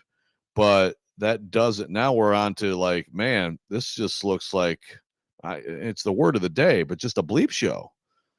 And so how bad is it, and what does that say about how bad is it internally, and what does that say about Brian Callahan? I mean, if you're a bad football team and you get to this point where everybody knows the season's over, again, I don't think, teams don't quit and teams don't tank, but obviously it's hard to get, it has to be next to impossible to get the same level of preparation during the week and intensity, like the max intensity you need to win in the NFL, right? From your teams. It has to be hard.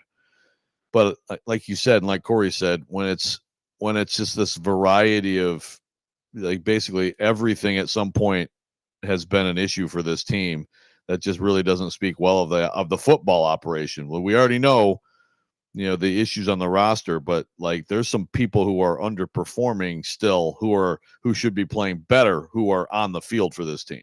Well, I've heard this throughout the year, and I've not really given it a ton of credence, just because I've always thought for the majority of this season that it's really too early one way or another to make the judgment on this. But you'll hear some Titans. We've heard from some on our text line throughout the year, certainly on social media while the game's going on, of, well, Brian Callahan's in over his head. And I've thought, I don't know. Like, I don't know that I would agree that Brian Callahan is in over his head. But then you have performances like that yesterday, Joe, that leave everything up to question. Like, is he? Is this too much for him too soon? Like, he's a first-time head coach. Not everybody's cut out to be a head coach in the National Football League. I'm not saying for sure that Brian Callahan's not cut out to be a head coach, But when you have performances like that yesterday, it gets harder and harder for me to dismiss the people that just say, yeah, he has no idea. Like he's in over his head and he's just not cut out for this. It's hard for me to argue against that based on the product that they continue to just shell out there week after week. Yeah. I don't think that's true, but I mean, I can't prove it to you, you know? I mean, I don't think that's true based on, I do put stock in how he has gone about his daily business, publicly, and how he explains things. I think that he has made some mistakes and definitely has to learn from some things this year. I don't think he's completely in over his head, but no, I mean, look, when it gets to this point, I think anything's on the table. I mean, I've seen the text line today some comments of that effect, and I've seen comments to the effect of what's going to happen is he's going to get screwed by this, and then he's going to go somewhere else, and we're going to realize, yes, we had a good coach, and he's going to do that somewhere else where they have a roster. That's always possible too. Yeah. I mean, I don't think he's in over his head, but I don't know that he has any answers right now. And 2 more weeks, and although there's really the biggest stakes here are that the Titans need to lose and get the best possible draft pick, but I think there are stakes for him. Even if it's not with Amy, I think it's with the fan base too, right? Because that last game is an example, like how does that happen? A team can't throw, and you just get completely humiliated on defense, which has been, the better part of your team most of this year. So what's in store for the next 2 weeks? I mean, is it just going to be like basically the Titans saying, yes, our culture is rotten, or is anybody going to stand up and fight and look like, competent football team? And yes, I understand they came back yesterday and they put some empty calorie garbage time touchdowns on the board, but that just doesn't mean much at this point. Does not mean much at all. 615-737-1025 is our phone number. We'll get into Tennessee's first round loss in the college football playoff to Ohio State coming up next. Take your thoughts on that as well. And as a part of our 12 days of Christmas, we've got a $100 gift card for a Moment's Peace to give away, located at 9050 Carruthers Parkway in Franklin. You'll also be qualified to win the grand prize of a $1,000 Genesis Diamonds gift card. Be caller number 5, 615-737-1025, 615-737-1025. This is Robby and Rexrode, 102.5, 106.3 The Game.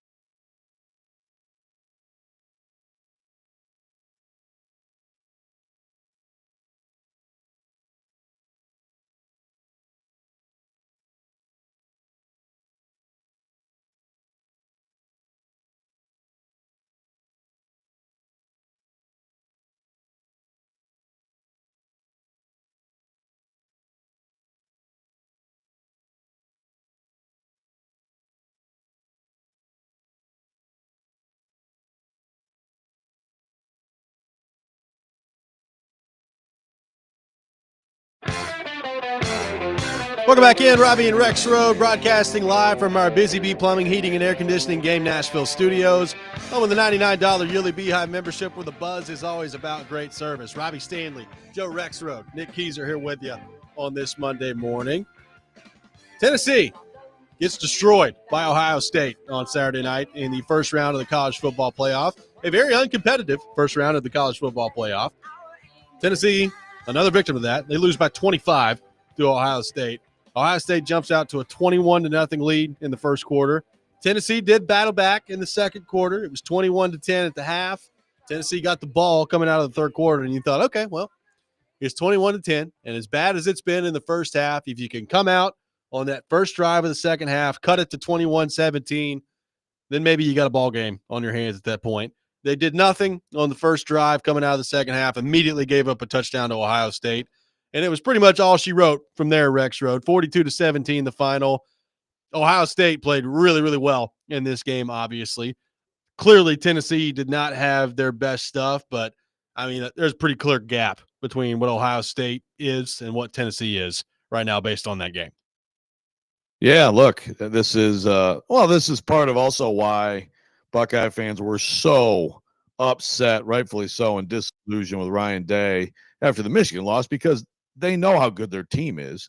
And to go into the Michigan game and say, you know what, let's just kind of just run the ball up the middle and have a nice tight defensive game against Michigan, even though we could throw the ball all over the yard on them and lose that game, the worst loss in the history of the rivalry. Well, they were understandably upset, but Ryan Day knows how to scheme up offense. Ryan Day has an incredibly talented team. And if Will Howard is going to throw the ball like that, which he has not done all year, I mean, that's the X factor in this game that was different. Yeah. Then you're just – I don't think anybody's beating Ohio State. Now, I don't know. We'll see if he continues to do that. He was absolutely on a heater against the Vols. He got in rhythm early, and then it was just he's out there playing catch. His receivers are getting open against what's still not a good enough set. It's not a championship secondary for Tennessee. It hasn't been one in a long time. And it's not a championship offensive line. And an Ohio State defense loaded with pros kicked their butt up front pretty soundly. They did. I mean, Nico was under pressure basically from the word go in this game. The offensive line could not stop Ohio State up front. And look, Jermon McCoy is a really good player. Ricky Gibson has been a good player for them this year, but they haven't seen anything like that receiving core as a whole for Ohio State. And I thought Corey hit the nail on the head. They just look way faster than Tennessee. Like, they did a good job of hitting the edges, both in the running game and, scheming up some stuff in the passing game to get the ball out quickly and get it in the hands of their receivers. And, Tennessee, you could kind of see it early in the game, Joe. Like, they tried to be aggressive and kind of line up and play those guys straight up, and then they got smoked doing that. So then they tried to adjust and just gave Will Howard easy access throws all over the place, and he just couldn't stop him at that point. Exactly. And Ohio State took advantage of whatever they were going to do.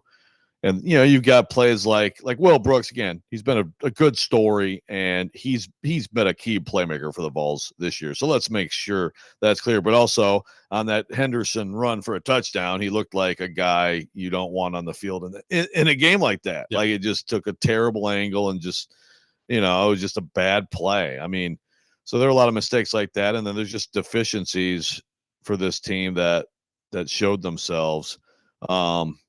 Have you seen the SEC shorts thing yet on Tennessee? I have not.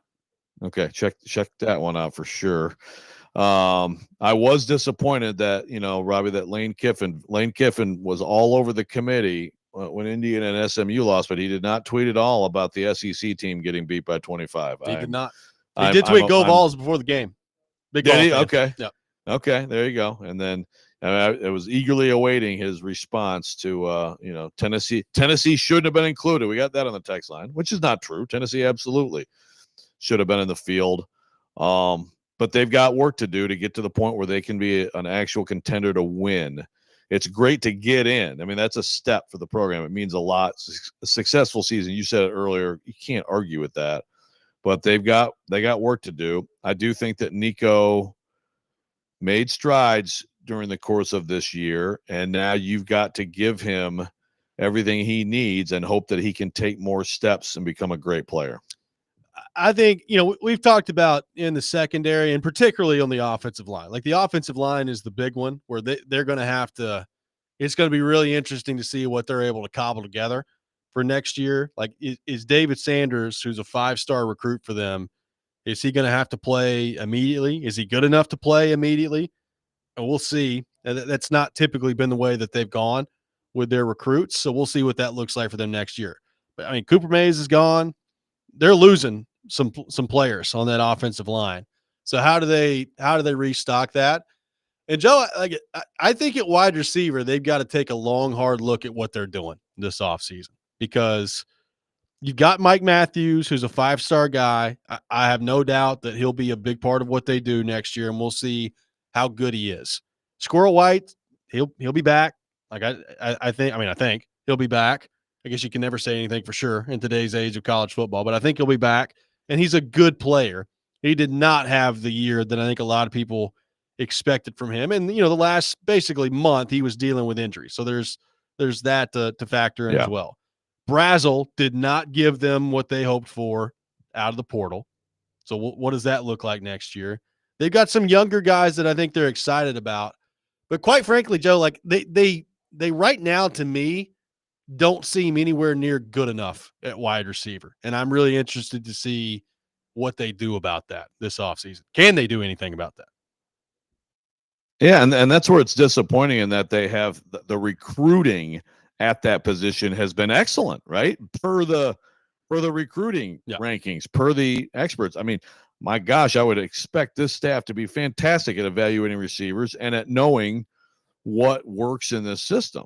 And one thing you obviously have to have, you got to have speed guys, which again, I still think Dante Thornton this year could have been more there, but it's weird to see so many not working out and getting out of there. And they've got to. Matthews needs to become a star next year, and I think he's got the tools to be a great player. But that's a big part of it. And they may add as well. I mean, they've lost a ton of depth in the portal, but man, you've got to have that guy's got to work out. Lenny here says Tennessee showed they didn't belong in the tournament any more than Indiana did.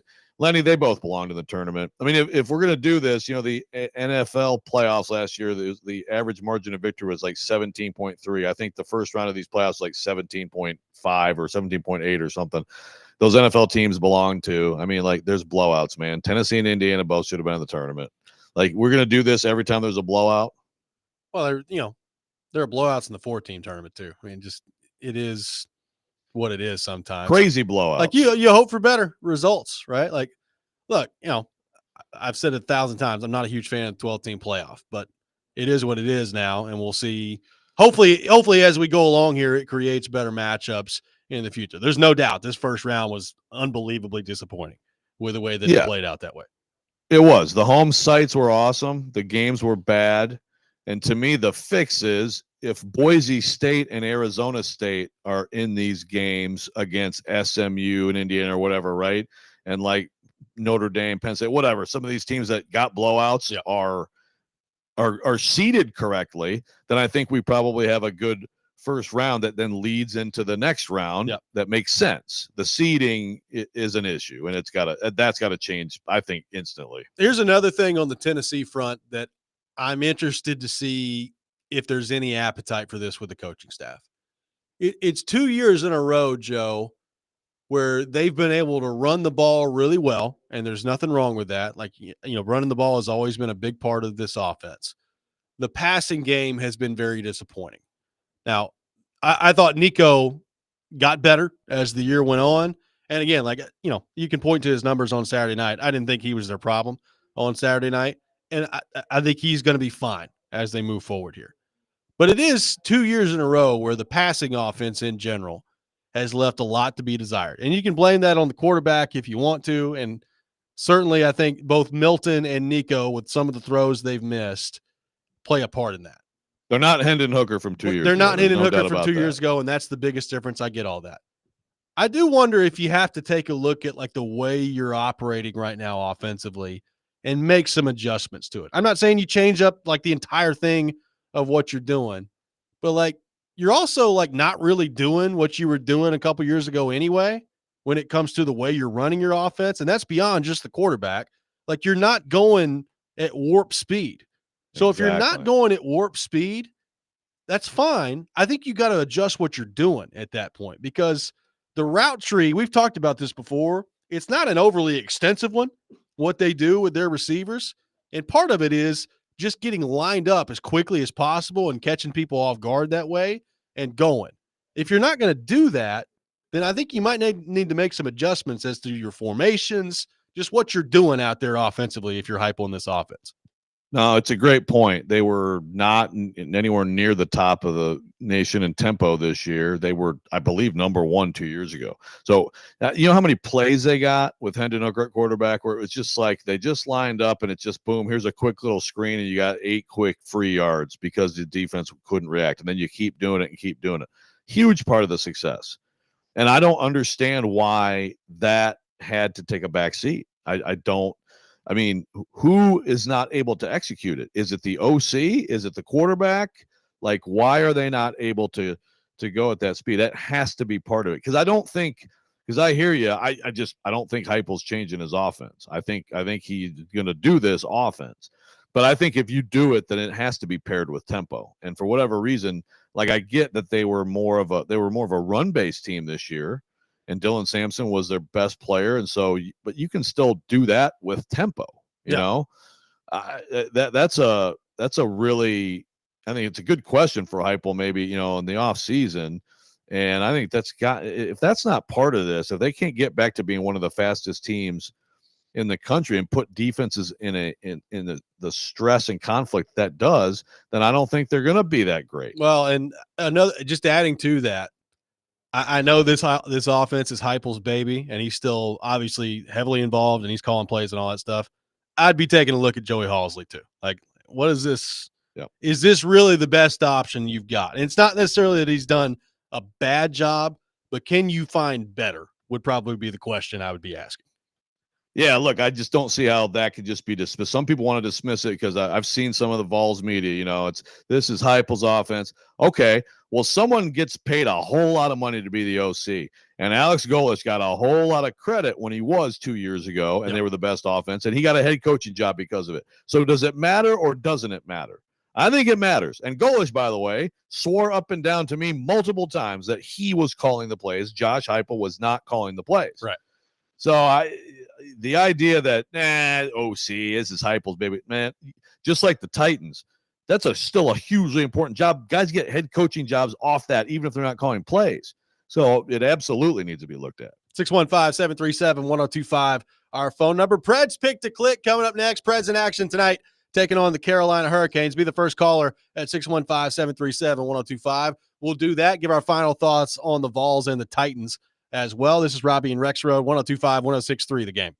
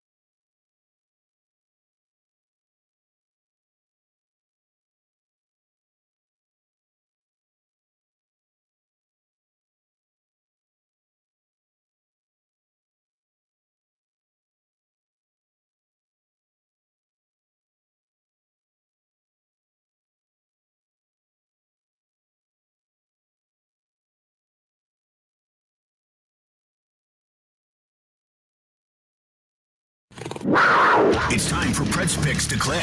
And a shot at the score. Do you think you know who will score a goal in tonight's Predators game? Little give and go. Shoot your shot for a chance to win Preds tickets. Call 615-737-1025 now. It's Pick to Click, now on Robby and Rexrode.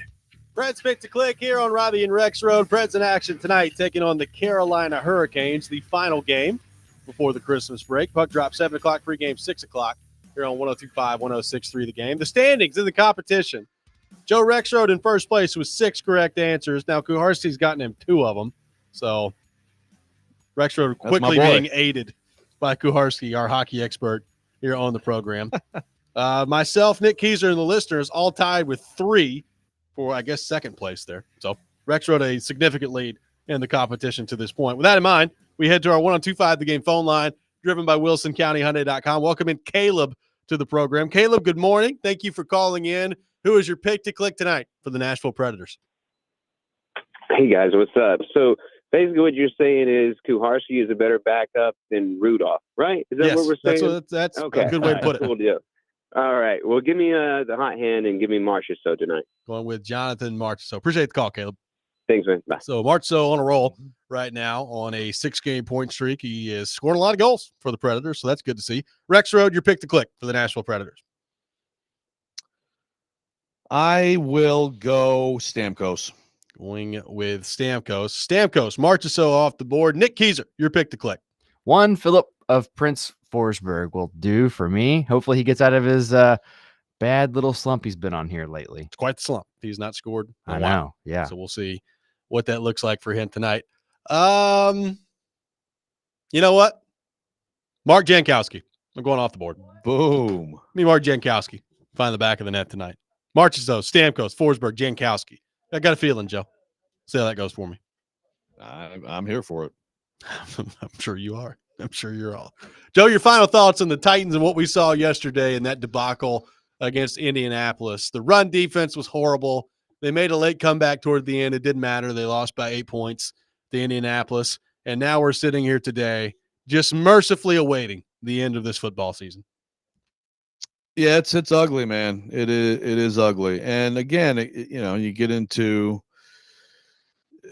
certainly job talk with everybody. So I'm trying to find this text and I've lost it. I apologize. Someone went off on me, basically with the idea that Callahan, that I said that I don't think he's like, basically, so you think he's not in over his head because he has good press conferences. Again, I'm not saying he's done a good job at all. The question is, does he have a chance to be a good coach? And again, it's all how much do you attribute this to? He has a bad team. How much is that he did a bad job? I'm not saying he's done a good job by any means, but the question is he capable of being a coach? I would still guess yes. But again, I mean, with any of these guys and their jobs, the front office and the coaching staff, I mean, you have to be guessing to a point to think there's competence, right? Yeah. You don't have a ton to point to. That doesn't automatically always mean that everyone should be fired. But I think that Brian Callahan, I think it is an important finish to not keep having embarrassments, because that's what yesterday was. It was an embarrassment. I mean, it did not look like a professional football team, especially on the defensive side of the ball. And how else can you explain it? So everybody upset or wanting him fired, I get it. I'm just saying I think there is something there with him as a coach. We'll see if he finds it here or elsewhere or not at all.